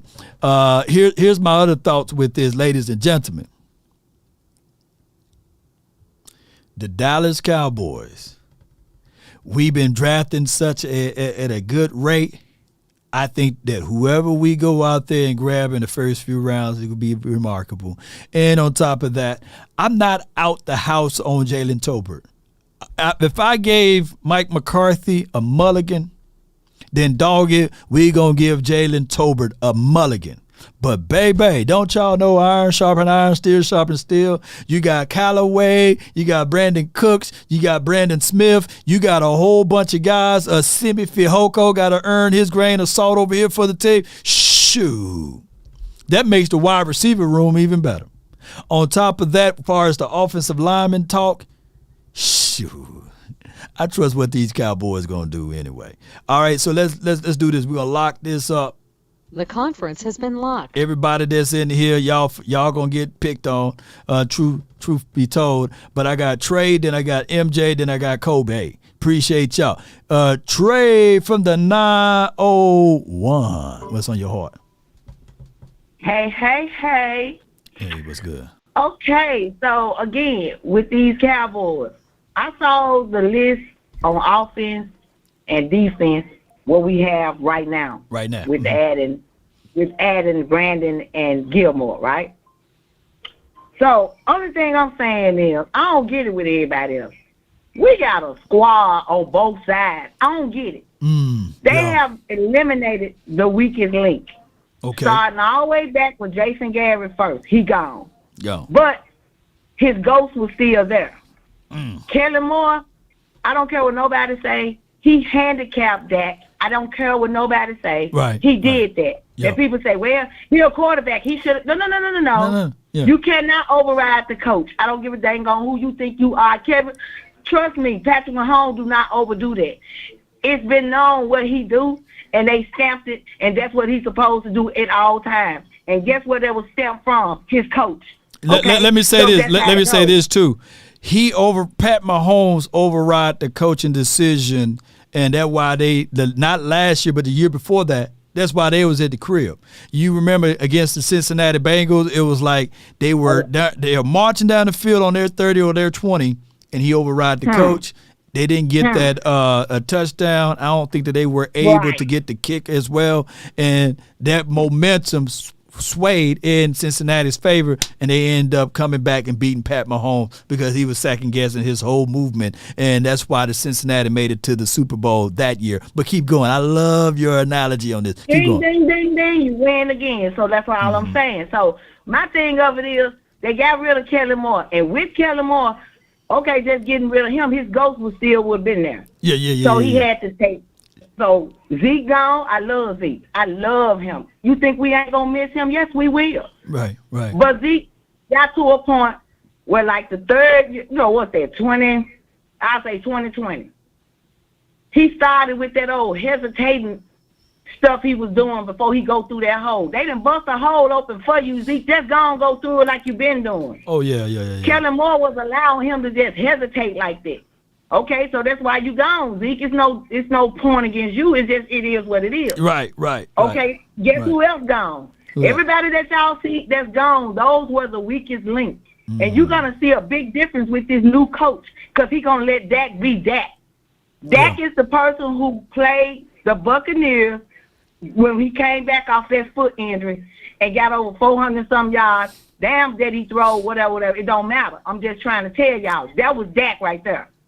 After that, it was like Kelly Moore was like, well, dang, I can't have him being this great. Right. I got to keep him at mediocre because this is how it's supposed to be with the Cowboys. You see what I'm saying? Watch what I tell y'all. That man going to let Dak be Dak. That's why McCarthy said what he said when he first got to the Cowboys. I'm interested in Dak. Because he see Dak. He know what Dak can do. But if you get limited by your dang on coach, everybody else gonna look at you like you being sorry. Oh, he's sorry. We need another quarterback. No, we don't. And y'all gonna see that. And y'all gonna see we got a 5 team already. Use the running back that we already got. Because that Jabril Cox, And that Malik guy that we got, please use them boys. Oh, you talking about? Oh, yeah. Kellen Moore didn't use them. That's why everybody ain't recognizing this stuff. Oh, Kellen Moore wasn't using our weapons. We got weapons, y'all. We don't need that. We don't. So I'm just saying. Oh, no doubt. So I appreciate you for calling in, Trey. Hey, did you kick off your YouTube page or your let people know where to find you at on TikTok for sure? It's Trey Soul to Soul, and on YouTube is Trending with Trey, LSIC, and that's ladies, into sports. Ladies into sports. That's what it is. Yes, indeed, Trey. So, hey, I'm going to formalize a group of all of the lady panel when we get a little bit deeper into the season or the off season, and I'm going to try to get that thing going for you. Appreciate you. Yes, that would be wonderful. I appreciate that, now, because I love you. You the best to ever do this. I don't care what nobody say. The rest of them, they try. They do good. I ain't gonna take nothing from Boss and all them. I ain't gonna take, because they great too. Yeah. But baby, you there. I'm sorry, you there. You I appreciate what they call it? you are a superstar. There it is, superstar. Yeah, I appreciate it. I thank you for that. Let's go. Let's trade, y'all, for the 901. Appreciate her love and adulations for the nation. That goes a long way. What she's saying is that, look, let Dak Prescott cook, basically. Now, I see y'all, what y'all saying about the Kellen Moore. Now, he's gone. You can't, look, there's one thing I know for sure, that the 2023 season, whatever happened as it relates to this offense, for dog sure, you can't say, hey, man, that's Kellen Moore's fault, man, hook routes and what have you. No, it's all on the table for number 4. We can't say that now. Look, that excuse is gone, right? Gone. You can't use that one. No, you can't use that one at all. Someone trying to learn the offense, no. No. So for the 2023 season, we for dog sure can't say, hey, man, it's Kellen Moore, man. His offense so bland, unseasoned chicken. You know what I mean? Yeah, you can't say that now. So all of the people that are saying that Law Nation is a Dak apologist for the 2023 season, you will not hear me saying, hey, man, what the world was that? What kind of offense that we are running now? Because even Schottenheimer, he ain't in his 30s. The man is about to be 50. He been around football. His daddy been around football. He's been in situations, in rooms with Russell Wilson, right? So at the end of the day, y'all will not hear Law Nation calling out Kellen Moore now. And here's the 1,000 truth, even with Kellen Moore. I'm not calling him horrible. I'm calling him a guy without a lot of experiences. So heading into the 2023 season, his 5th year calling plays or 5th year going through things, he might be better. He might flat out have the Chargers better than what they were the previous year because he's learning, he's building up that resume. And if anything, he should be looking back and saying, oh, Derek Carr is saying this about me. Oh, Kurt Warner said that about my offense. Oh, this dude calling me the joystick, Michael Lombardi. Well, let me go into the lab and correct some of the issues and the flaws I had. The only problem with the Cowboys is this right here, the expectations of having a young player, a play caller, already here. Write this down, and y'all don't have to like me when I say this. But these are facts. There's no shortcuts to success. Write this down. There's no shortcuts to success. No shortcuts to success. There are people that even hit the lottery, 10 million, 20 million, broke within 3 years. Because they got it such in a fast rate that they didn't know how to manage said money. Now, I know some people right now, Sean D and some old people, and Jay Pierce, say, nah, man, God, man, make it possible for me to get to $10 to $20 million. I promise you, I won't mess that up. No. I'll put it in a trust. You know what I'm saying? Or I'll make money for myself. You know what I'm saying? I've been down at the bottoms, Lord. Let me know. Let me get that money right now. I figure it out. I won't go for broke, boy. Come on, Lord. Yeah, it's a day. But technically, there's no shortcut to success. You know? All right, man. Yes, indeed. Nathan says, Law, you're definitely the biggest Dak apologist, though. No. And the apologists would never call out Dak. You know what I'm saying? I've been calling out Dak. There's critical analysis videos that I do. Look, I'd have called out Dak so bad that Lady Jessica don't even call in no more. She like, Law, I can't stand you, Law. Let me know if I'm lying, y'all. Y'all don't even hear Lady Jessica call me no more. She don't even like me no more. She said, man, you ain't real, man. You talked about my guy. You know what I'm saying? Let me know. Yes, indeed. Have y'all heard Lady Jessica over here? You know? MJ, what's good, man, for the 206? What up, Law? Yeah, man, what's good with you, man? What's on your heart? Man, I'm listening to everybody. Now, the lady, Trey, beautiful comment. Everybody on here that's on the show, do your homework, please. Now, I'm going to give y'all some homework. Okay. When we had the dink and dunk Dak, right? Y'all loved it. Remember that? Dink and dunk. Yes, indeed. And no interception. Dink and dunk. Then, all of a sudden, he became the gunslinger. To make the justification of the money that he got. And I didn't like that. Look, let him dink and dunk. Death of 1,000 cuts. See, they tried to make Dak too Hollywood. Death of 1,000 cuts. Tom Brady, when he won his first 3 Super Bowls, dink dunk, dink dunk, dink dunk, dunk, dink dunk, dink dink dink dink dink dunk, dunk. Yeah, and then hit you over the top. Then hit you over the top. Yeah. With the receiver we got. Right. Yeah. Dink and dunk. Dink and dunk, dink and dunk, dunk, dunk, dink. Joe Montana, dink dunk, dink dunk, dunk, dunk, dink dunk. Yeah. Joe Montana, man. Come on, man. That's what y'all gotta get. That's what you gotta get to, Cowboy fans. Now, we know Dak, he made a boo-boo last year. That's with him and Kellen Moore, because they got beside themselves. They thought they was Dan Marino. Even Dan Marino threw like 20 interceptions one year. He did. So you can't do that. You got to be careful with the ball. Yeah. Now with this new offense, the scheme, look, they got the running scheme. They got the pass blocking scheme. They got the screen game scheme that we never seen, with this pass halfback. Yeah. You got Davis that could play. I'm not drafting no Bijan. No. Because I could get my boy, everybody write this down. I could go get Kendrick Miller from TCU that could take it to the house too. That's 220. That could do the same thing. Man, but I like that McBride. Did you see that McBride tape yet? The one. Ooh, but keep going. You could get McBride. You could get my boy from what's the guy, the little halfback number 22 that everybody like?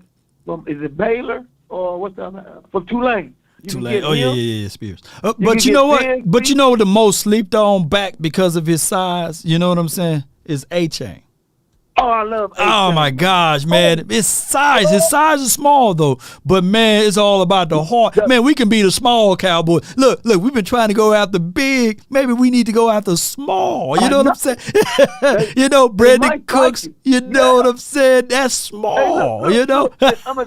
All the fans on here. There's 20 halfbacks that could get you 1,000 yards easy with Pollard. Yeah. Don't worry, y'all listening to the he say. Y'all, what's wrong with the Cowboy fans? Y'all listen to the draft and think that's the guy that's all world. No, it's a halfback that's going to get drafted in the 5th round that's going to have more yards than Bijan. Y'all better stop doing this, man. Stop doing this. And look, and another thing, let me tell y'all Cowboy fans something. Talk to him. The tackle that we drafted last year, Alabama wanted him to come there. The receiver, Jalen Tolbert, Alabama wanted him too. Yeah. Oh, y'all getting something there? Now, if Tolbert would have went to Alabama, he would have been a first-round pick.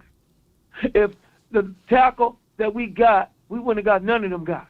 Yeah. So I'm glad everybody's sneezing on them because y'all thinking about, oh, they got to go to Alabama or they got to go to Texas. Oh, no.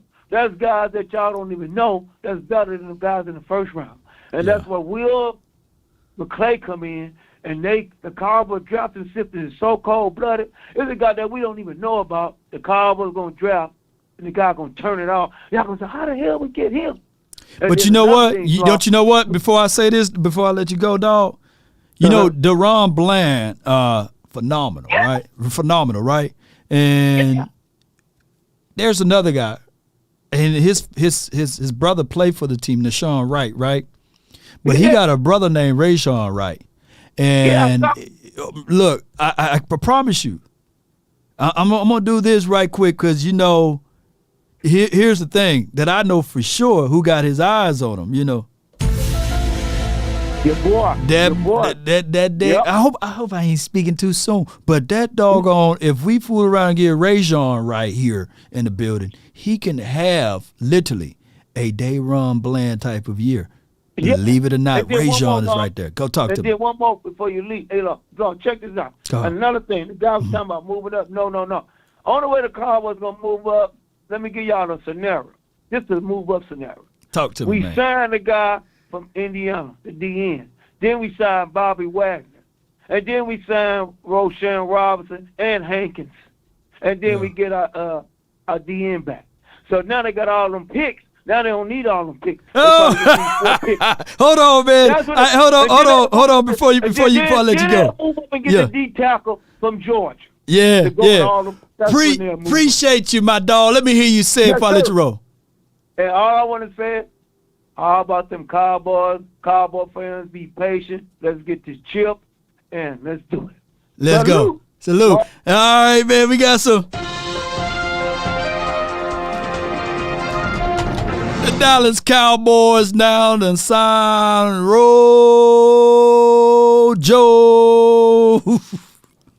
to the team. Ronald Jones, breaking news. He is signed to the Dallas Cowboys. He will be a guy that the Cowboys will utilize in a split back situation.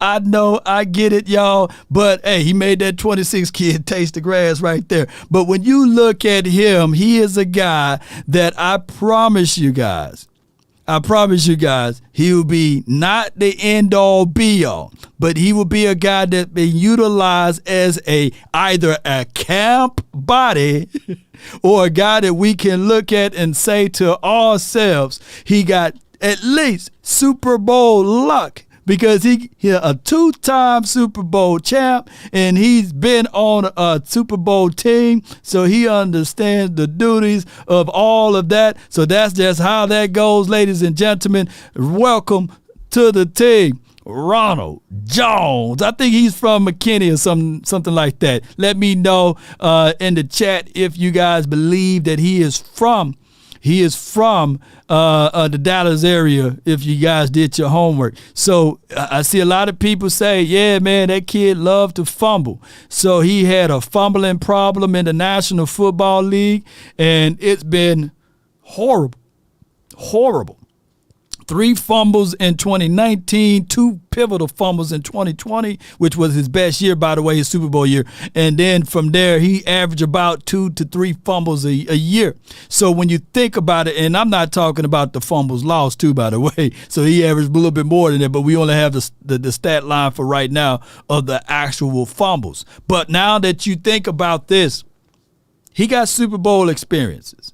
Yes, he's from McKinney. Shout out to you, Marvin. Thank you for your thoughts on that. So the Cowboys, by them bringing that in and utilizing his skill set, even though he may just be a camp body, but sometimes a change of scenery and sometimes a new direction on a different flavor. I promise you, this dude in his first press conference, he probably say, hey, man, I grew up loving the Cowboys. Not liking the Cowboys. I love the Cowboys. He know the terrain of the Dallas area, by the way. So it may be a bad signing now, but it may just be like the J-Ron curse. It may just be like the other picks that we picked up over here in Dallas that a lot of people naturally, organically didn't like. And then all of a sudden you see him in spurts. If we can get this Rojo, I promise you, you will like this guy. On top of that, y'all seen that 98-yard that he ran? Yeah. I got it somewhere in the loop here. And you will start liking it. And on top of that, I would tell you guys, ladies and gentlemen, watch how you make this guy miss. Taste the grass. Yep. So that's just what it is. So I'm looking at it from those perspectives. You guys can be angry and upset at the pick because I'm reading y'all comments too. Yeah, y'all like, man, help that law, man. Hey, man, what happened to Kareem Hunt? What happened to X, Y, and Z? You know what I'm saying? You know, let me put, I feel y'all with that. I understand that. But what I said earlier, iron sharpen iron, steel sharpen steel, and this would be a situation and scenario that the Cowboys will now put him up against Rico Dowdle, Malik Davis, Tony Pollard, and whatever we get out of the draft. I think that they will sign, like I said, they will sign a veteran guy, and he's that veteran guy with Super Bowl experiences. I tell you this though. Can Rico walk in there with his Super Bowl ring? Can Malik Davis walk in there with his Super Bowl ring? Can Tony Pollard walk in there with his Super Bowl ring? And can anybody that come out of the draft walk in there with their Super Bowl ring and say, hey, this is what you got to do, prepare yourself? Nobody can. But this dude, Rojo, can. He can go in there and say, hey, this is how it was when we made it beyond the championship round, beyond the divisional round. This is how it was when we made it to the Super Bowl. This was the preparation. This is what we had to go through. This is what I was able to see. Not many can say those things, you know. So, unfortunately, that's just what it is. So, hey. Malik, Rico, Tony Pollard. I got a ring. I got two of them, so I know how to do this thing.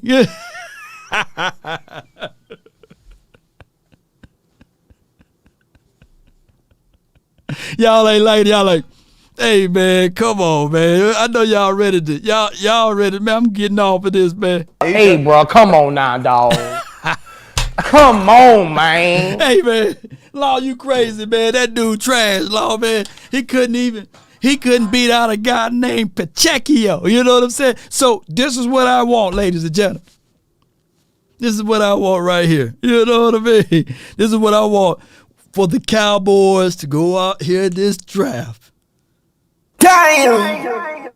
And go find our version of Pacheco, you know what I'm saying? Pacheco, you know, and maybe you'll see, he was like, God dog, man, last year, man, the Chiefs picked me up and I couldn't see the field.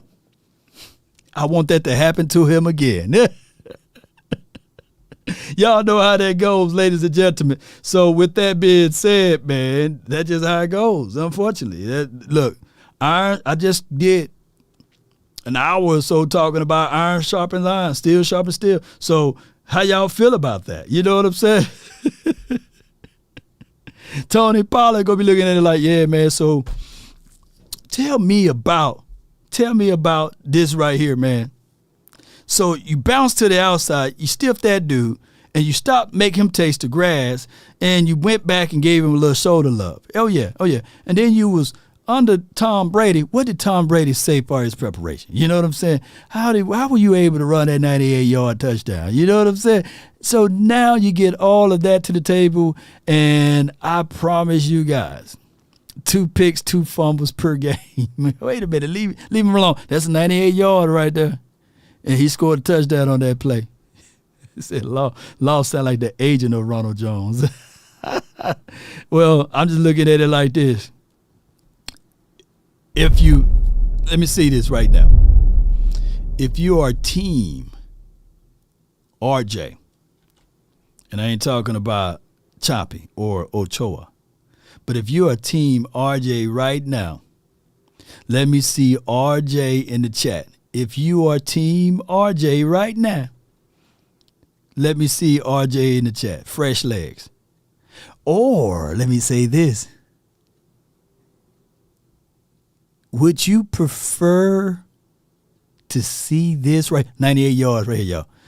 If you get this as a Cowboy fan, I'm talking about as a Cowboy fan, would you be like, oh, man, he about to fumble it, though, y'all? You know what I'm saying? You wouldn't cheer. You wouldn't celebrate. Would you just be mad because you don't like the man? Or would you be standing to your feet and say, come on, run, RJ. Roll Joe, run, baby. RJ, man, just don't fumble the ball, man. We're going to work on that. But, hey, get us into touchdown. I believe.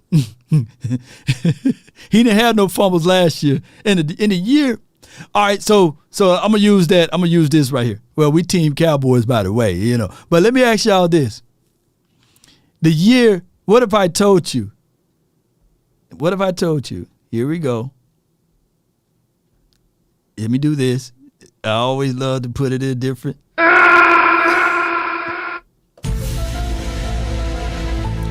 What if I told you all the year that RJ won the Super Bowl on the team that he won the Super Bowl, that he had 2 fumbles, but they won the Super Bowl?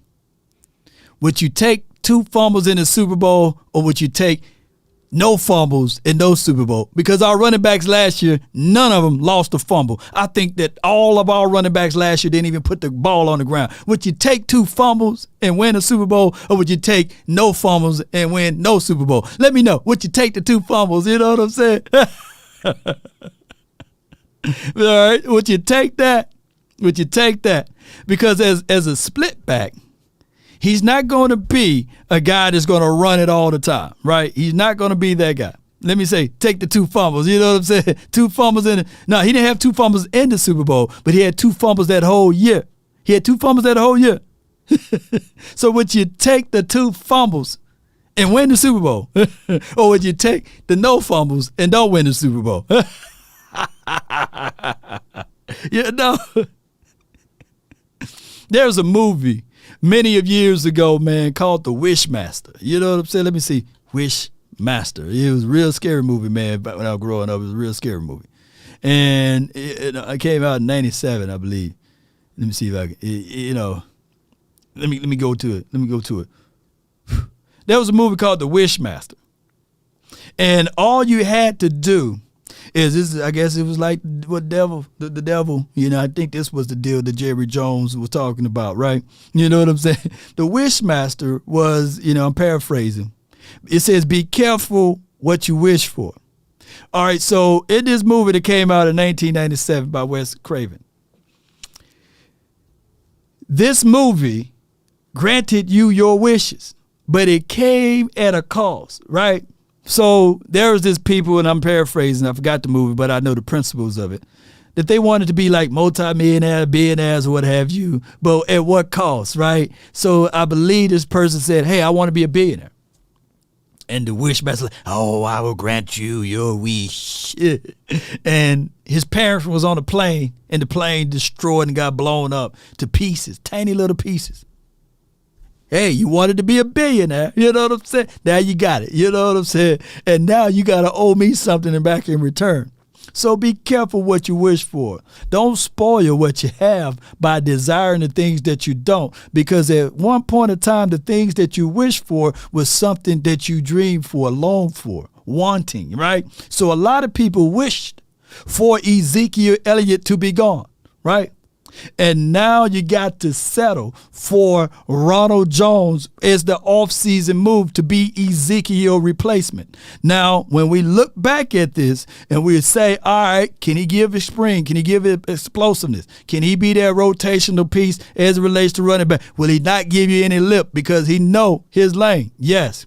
And on top of that, this is what you get. Now, I'm not saying that the Cowboys are going to go into the draft and not draft a single running back. No, I'm not saying that. They very, very much so.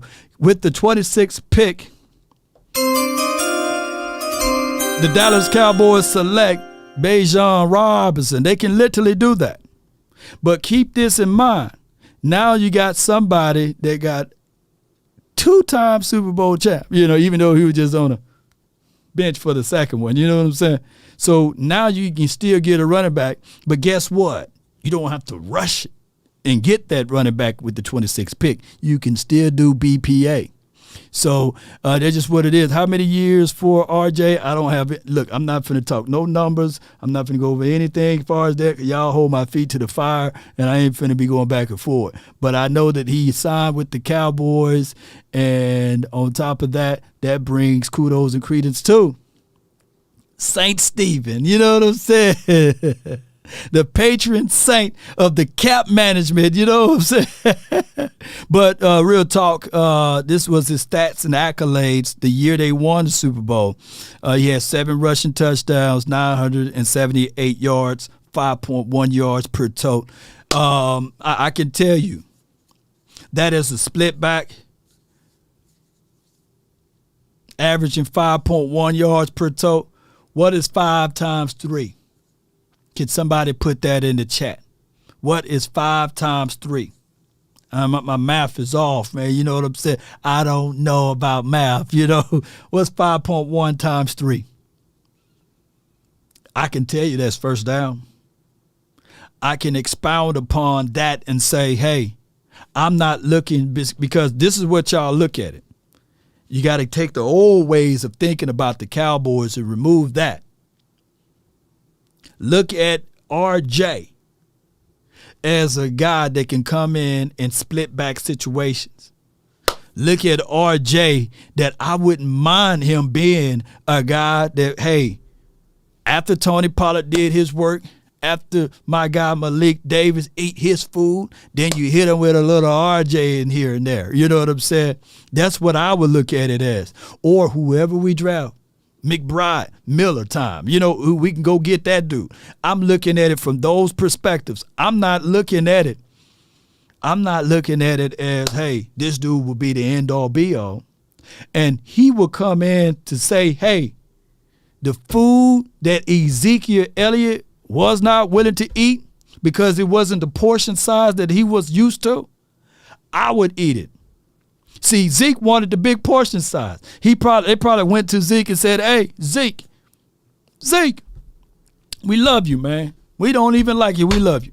But unfortunately, this is a cap league, and we want you to play at this rate, or we're going to cut you. And Zeke probably looked at that and said, I don't get to eat first? Y'all going to do this to me? I'm Ezekiel Elliott, and y'all going to not let me eat first? No. Y'all can't do me like this, man. I put my blood, sweat, and tears out there. Tony got my spot now. No, y'all gonna feed him first? Y'all got me starving over here. You gonna do that to me? I'm gonna see what y'all look like without me then. I'm gonna test the market. Y'all gonna do that to me. I'm Zeke. And then the crumbs that fell from the tables, RJ would say, shoo, give them to me.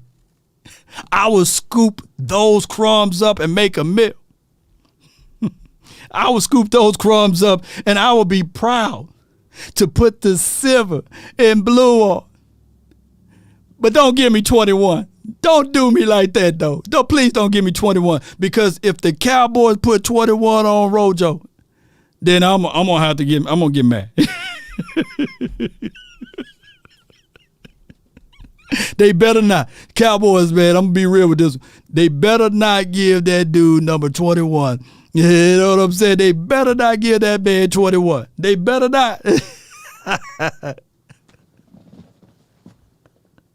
If they fool around and give RJ 21. Hey, bro, come on now, dog.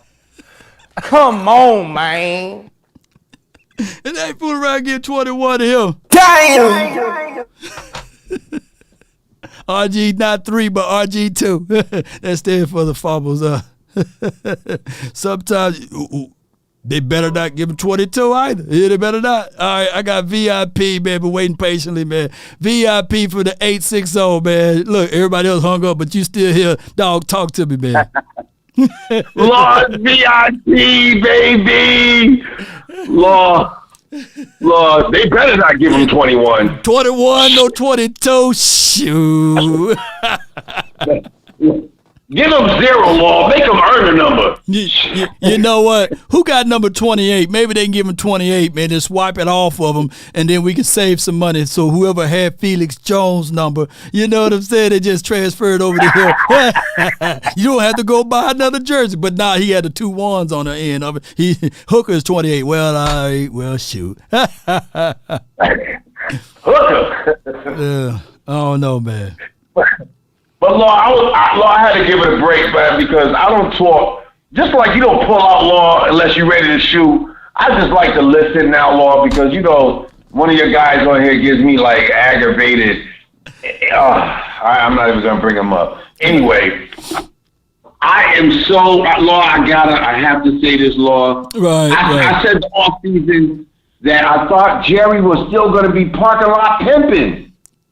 Lord, is that our owner? Did somebody kidnap our owner? No, you know what he did, VIP? There's variations of parking lot pimping, though. Sometimes, all right, let me give you an analogy on this one. You see Shorty, she come to the spot a few times, you know what I'm saying? And then you wait to the end in the parking lot, you shoot your shot, right? And then she kind of like put her nose at you, you keep walking, right? But you see Shorty again, and the circumstances with her man is a whole lot different. So you send 2 more drinks over there, and you circle back. You know what I'm saying? So for Chuma, they circle back to Shorty. You know what I'm saying? And this time they said, okay, we got this drink for you, and we got this VIP spot for you. Just come on in, just be there around 10 or 11. We get you in for free, and all of that. And they did that to Chuma. They did that also to Brandon Cooks, and you know what I'm saying, to the Texans, and they did that, and they shot at Odell, but Odell was like, you know what, I'm 5-star over here. You know, you try to shoot too low. I don't want a first date at Chili's or Applebee's. I want 5-star treatment over here. How dare you? You know, how dare you shoot that at me? You know, so Odell wanted caviar. You know what I'm saying? Ace. You know, I blame that on Steven, because Steven dressed him up on that first day and sent him on a date with Micah and Tay and rolled out that red carpet and got him all thirsty for, like, yeah, we'll give you that 20 mil. But I think the fact that he wasn't willing to work out with our doctors, Steven was like, nah, bro, we can't do that, man. Yeah. So that's just what it was. So see, Odell didn't want us to let us see. So that's what happened. But they can still circle back. But now, sure, we got us a Swedes, Brandon. You know what I'm saying? We got Brandon Cooks over here. Cook, I watched Cook. I've been studying last year. Yeah. I wanted to pick him up because not only does he run a 4.3. But he has that breakaway. Yeah. That short end quickness that we need. The getaway speed, just that separation. Yeah. And if you watch him, that's what he has, that separation. Yeah. And as far as Gilmore, our defense is solidified. Because Gilmore he's going to serve more than just a player. He gets to coach up Izzy.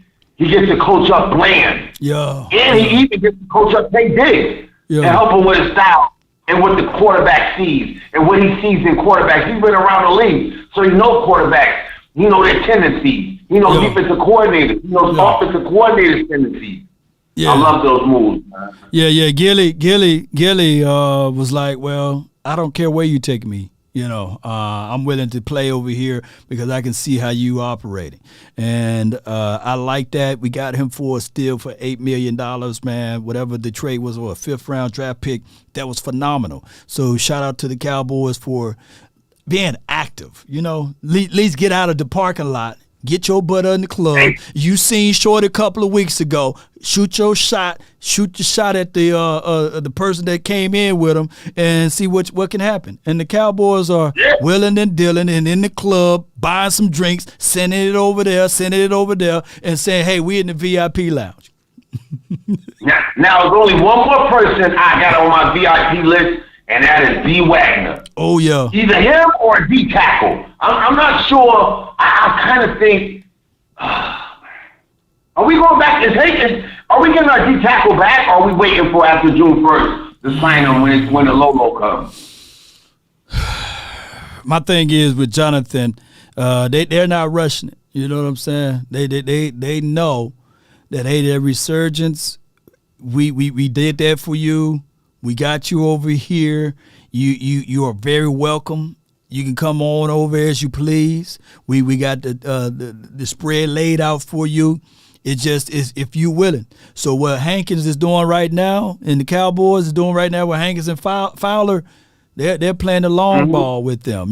So hey, the spot is still open, but they just seeing that right now they are not eye to eye, so they looking at other options right now. But I believe that there are some better options than my guy Dante Fowler.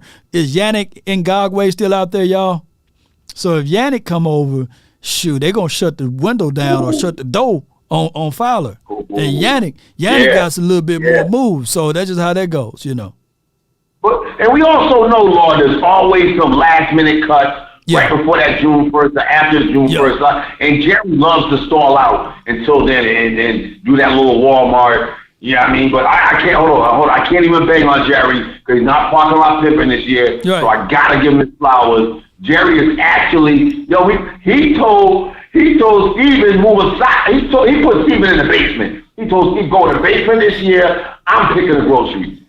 And William McCray, our boy Will is just dancing because now he don't have to feel the pressure. He can just best player available. We don't have to feel the pressure of feeling a certain void. I know 9 times out of 10 we're going to go with our linemen because we got to build. We got to build the trenches. And if we got rid of Zeke, let me say this before I get out of here because I don't like Zeke. I love Zeke, and we will feel the Zeke factor when they start picking out and pointing out. I seen Tony Pollard get walked down on a blitz. Somebody's walked right to him. Right. So can you imagine what our rookie's gonna have to deal with? That's when we're gonna feel that pressure of missing Zeke. Yeah. I mean, they're gonna feel that pressure, but for right now, we got to put it in the hands of Mike McCarthy and Will McClay. Right. Those are the two guys that got the strong suit. And the West Coast offense, I promise you, there are ways that they can figure out to get this guy out in space, the running backs. We're going to have better blocking up front. So let me say this, I can put this. This is a long pause right here because I got to make sure I say this carefully. Even if Tony Pollard don't block like Ezekiel Elliott in West Coast, there's principles, there's leak outs, there's leaky plays that you can do. If you sending someone through the A or B gap, that running back can leak out to the flat, and bam, there will be Dak Prescott read 1, 2, 3, ball to the flat. You blitz, now it's pain for you. Hey, the blitzer coming through the A or B gap. There's a shallow drag in the middle of the field. Bam, Cooks now take it to the house. So now you're going to be very, very reluctant to blitz because they can make you pay for that. And one of the better throwers of the ball, and I didn't see Ezekiel Elliott on the Seattle Seahawks team. You know what I'm saying? One of the better throwers of the ball on mid to intermediate deep passes was Russell Wilson, and Russell Wilson also killed people when they tried to blitz him because they thought that they would be able to get to him, but they had preset principles that were already in place. And I promise you guys that is going to be the difference between an actual scheme versus a collection of plays. And that's what I like, and I studied that as well. That's what McCarthy is going to change up about that. No longer those 5-step drops, 7-step drops. 1, 2, 3, get the ball out. Yeah. 1, 2, 3, you have 2 options. It's no longer where Dak makes something happen.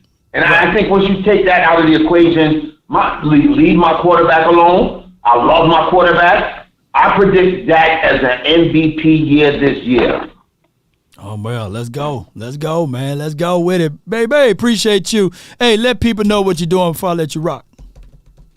Lord, you already know what it is, man. You can check me out. My YouTube channel is Lovey, Lovey, VIP. Come follow me. I'm not really getting to my Cowboy Nation stuff until right around the draft. So follow me right around the draft. Until then, how about them Cowboys? I ain't a killer, but don't push me. I do miss Jessica. Jessica, where you at, baby? She'll call back when the season kick off. She's still mad at me a little bit. But let's go. Appreciate you. That's good, man. He ain't no killer, but don't push me. Revenge is like the sweetest joy next to getting press ham. What's good, man? Law, good pickup. Jerry made the move against the old man. Against that old man. I'm used to 21 did his thing, just cost too much. I feel you, man, for that. Man, my goodness. So at the tail end, I believe that as long as we active, we said what we wanted the Cowboys to do in the free agency. We said that we don't need for them to make big moves left and right. We just need for them to make 1 or 2 moves, and they made 1 or 2. But now we asking for a third one out of Bobby Wags, and I think Bobby Wag will bring a lot to the table, believe it or not. Even at his age or what have you, he was rated the best linebacker in the NFL last season. So let's bring him in. But far as Rojo, let me say this again. He's a 2-time Super Bowl champ, right? And you can't take that away from him. Far as even if it's just good luck that he brings to the table. I just want the Cowboys to do one thing. Please, don't put 21 on him. 21. Can you do something for me? Can you talk to the ops next for me? Okay. 21. Don't do that to that kid, man. He is not Ezekiel Elliott.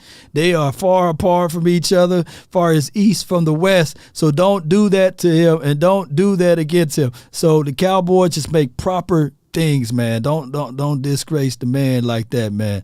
But I would tell you guys that Ezekiel Elliott. 21. Can you do something for me? 21. Can you hit a little rich flex for me? And 21. It could be still possible that Ezekiel Elliott come over here, ladies and gentlemen.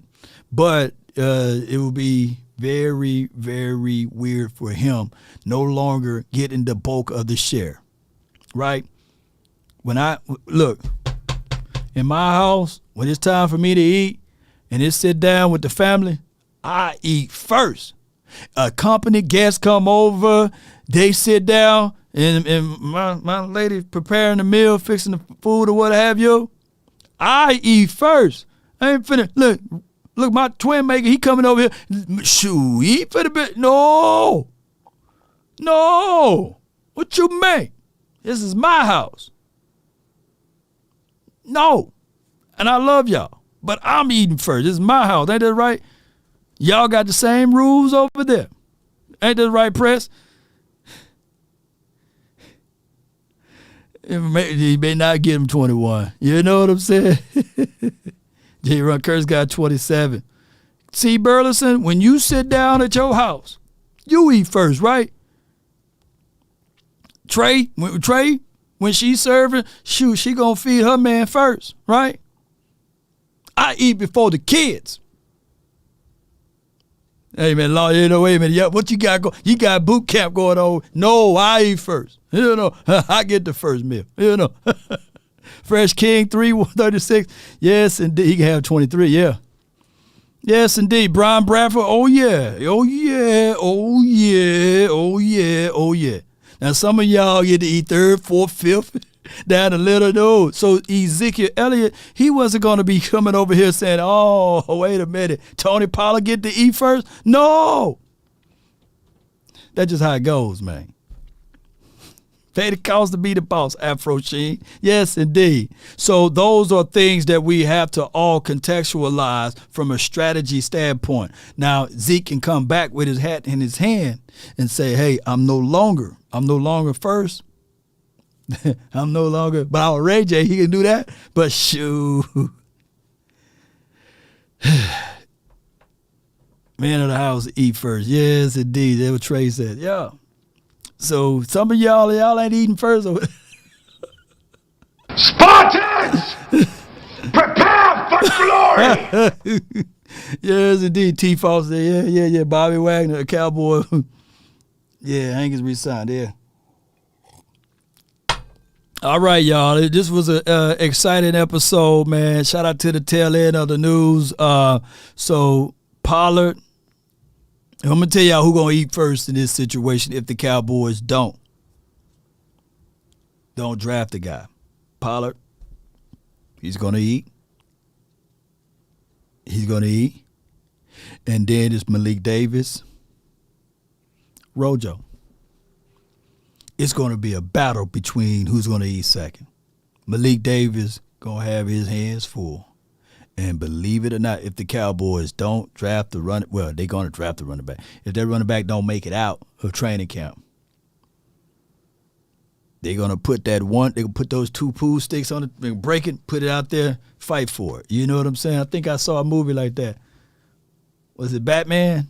When they had to fight for it, fight for it to survive? So that's how that's going to go, ladies and gentlemen. Action powers in law. It's like the animal kingdom. That male lion, you know, he eat first over there.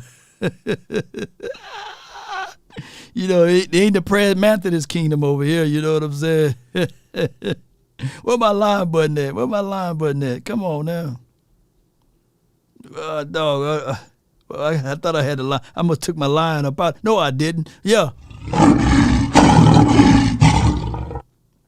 Yes, indeed. Now, in only one community that the male is considered the last one to eat hyenas.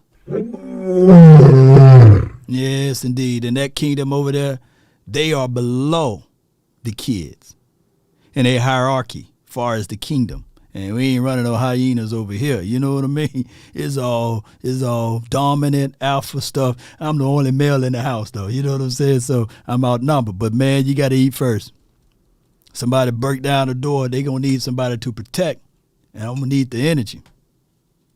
Yes, indeed. You know, yes, indeed. So, yeah, run it up. Appreciate y'all, man. Thank y'all. Be sure to hit that like button, share this content. Let a friend or a neighbor know where to go when they want to tune in to Cowboys Sports Talk and beyond. The Dallas Cowboys, they are making moves regardless of how you guys feel about the players. We don't care about your feelings. We need results, right? And this would be a situation and scenario that even if you don't have good love and adulations for said player, you for dog sure will be thinking about, hey, what about the guys that we didn't like and all of a sudden they shine? What about the person that everybody rejected, the stone that was rejected become the chief cornerstone of the building? It's always that one that you least expect that come out of the shadows and prevail. Now, I ain't saying that Rojo is the end-all be-all, but he is that broom that can get those corners. That's right. Talk says the man comes first law. If Bobby, the world will go crazy, no cap. Yeah, if we get Bobby, the world will go crazy.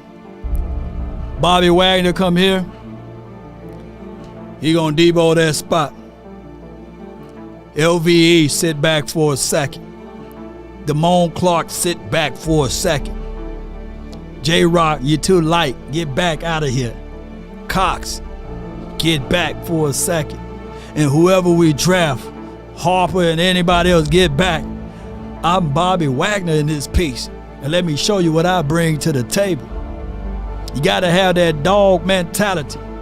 You got to be able to walk into a room where everybody pause and they sit there and say, hey, don't mess with him. That spot belongs to him. But no, sit down. You might learn something. Because he been there before. He lifted up that Lombardi trophy before. Yeah, that dog got heart, but this dog got bite. And that's what I'm looking for. That's what I want to see. And baby girl, that's what we need to feel over here.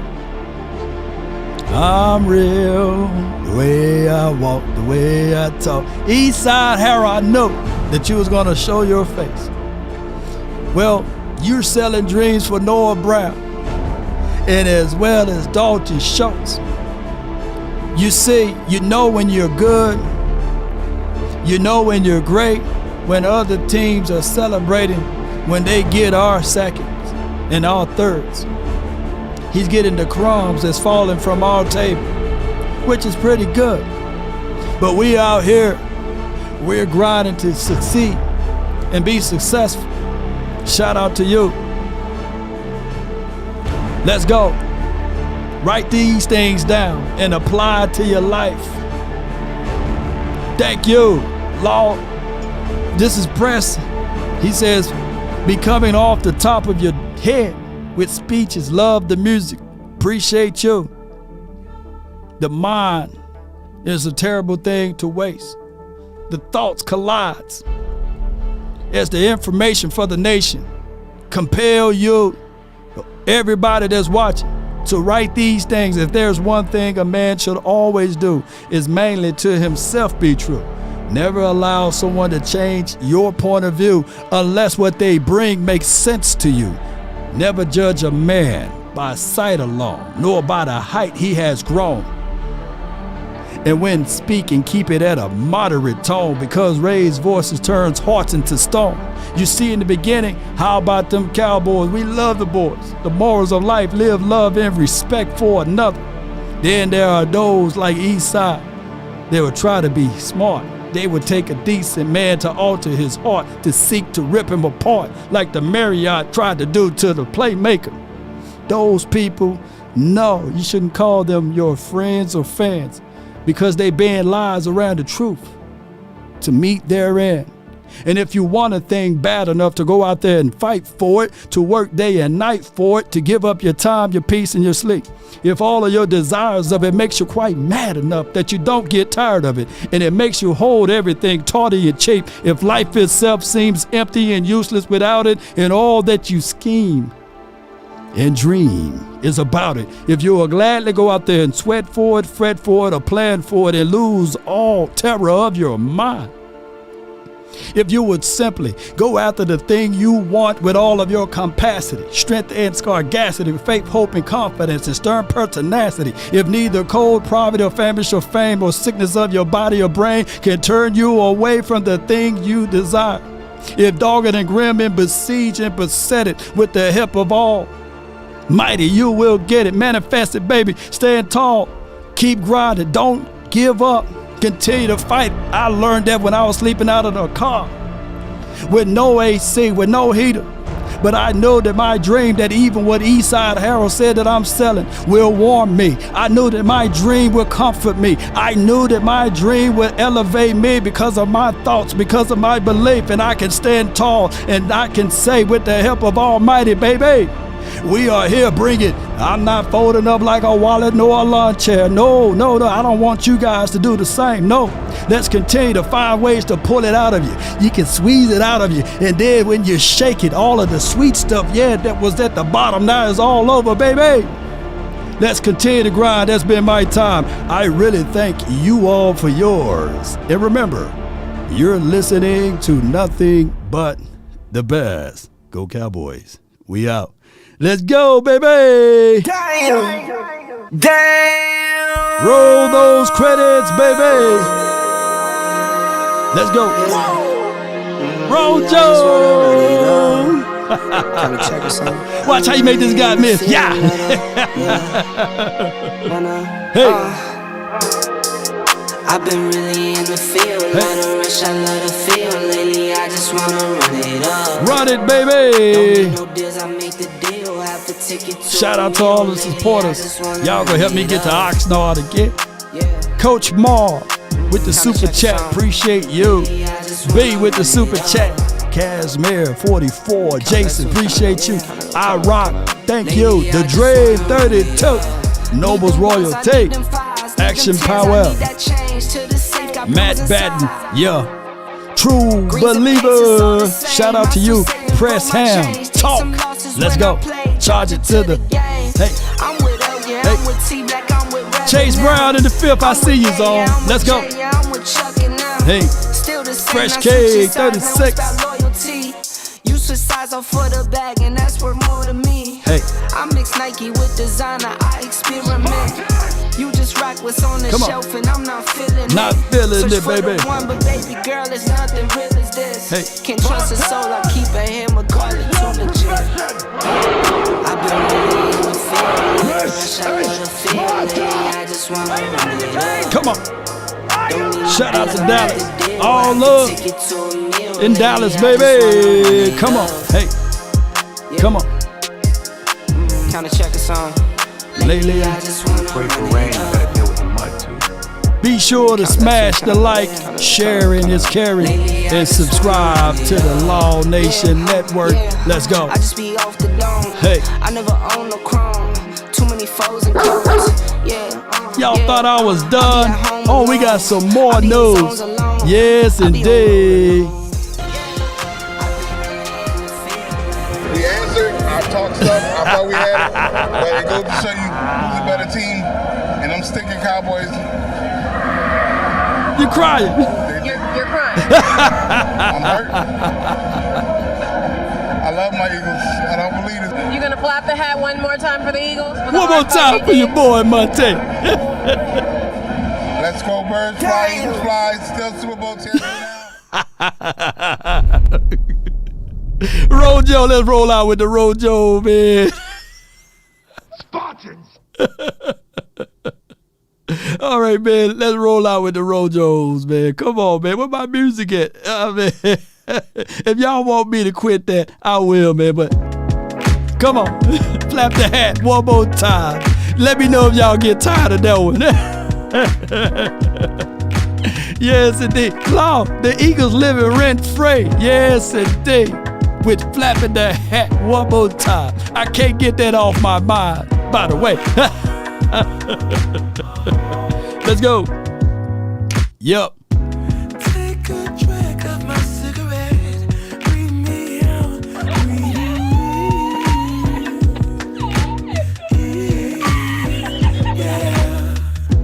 Take a bite of my burger. Come on. Save the last bite for you. And you. DJ Lawtime, what we tell him? Don't let the street lights hit you all alone. You know it's dangerous to go alone. Let's tune in to Jerry Jones. I want me some royal. It's too early, Jerry. Come on, man. You gotta at least wait till midnight. I follow. Wherever you go, whatever you do. Come on. Pray for rain. You gotta deal with the mud too.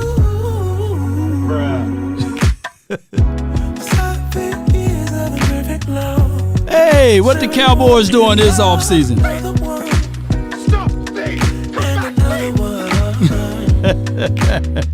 If you don't like what the Cowboys doing this offseason. Now, so the cocaine that crack.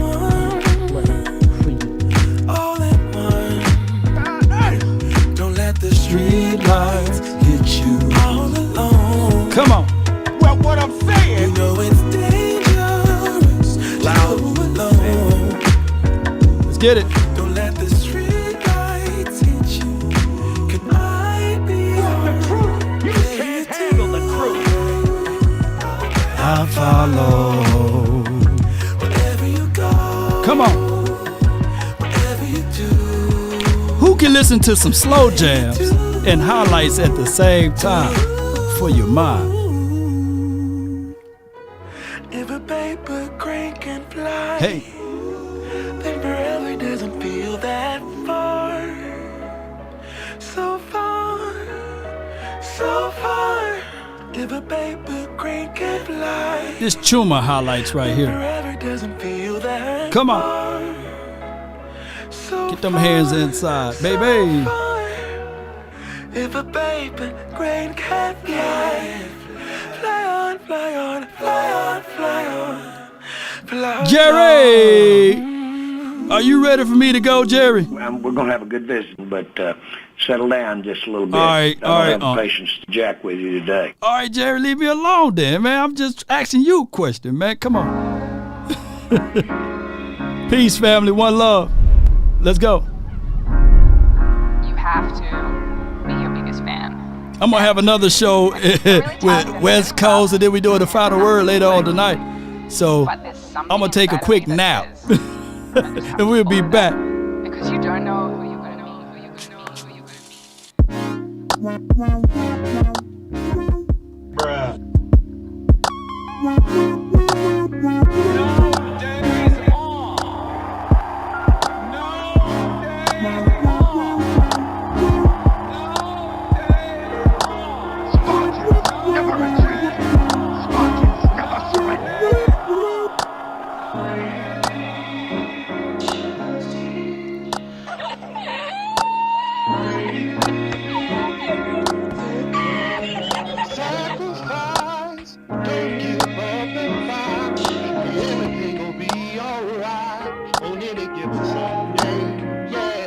Because you don't know who you're going to be.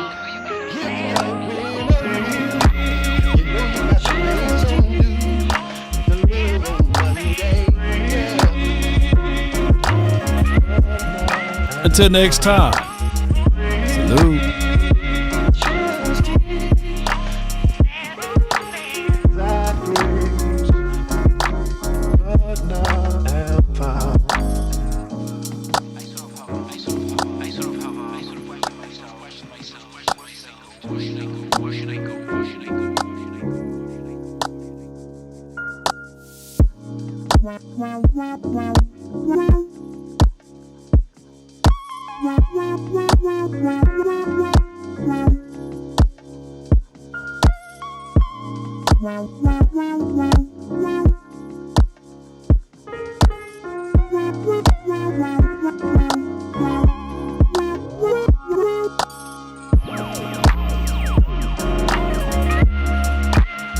You must be out of your goddamn mind.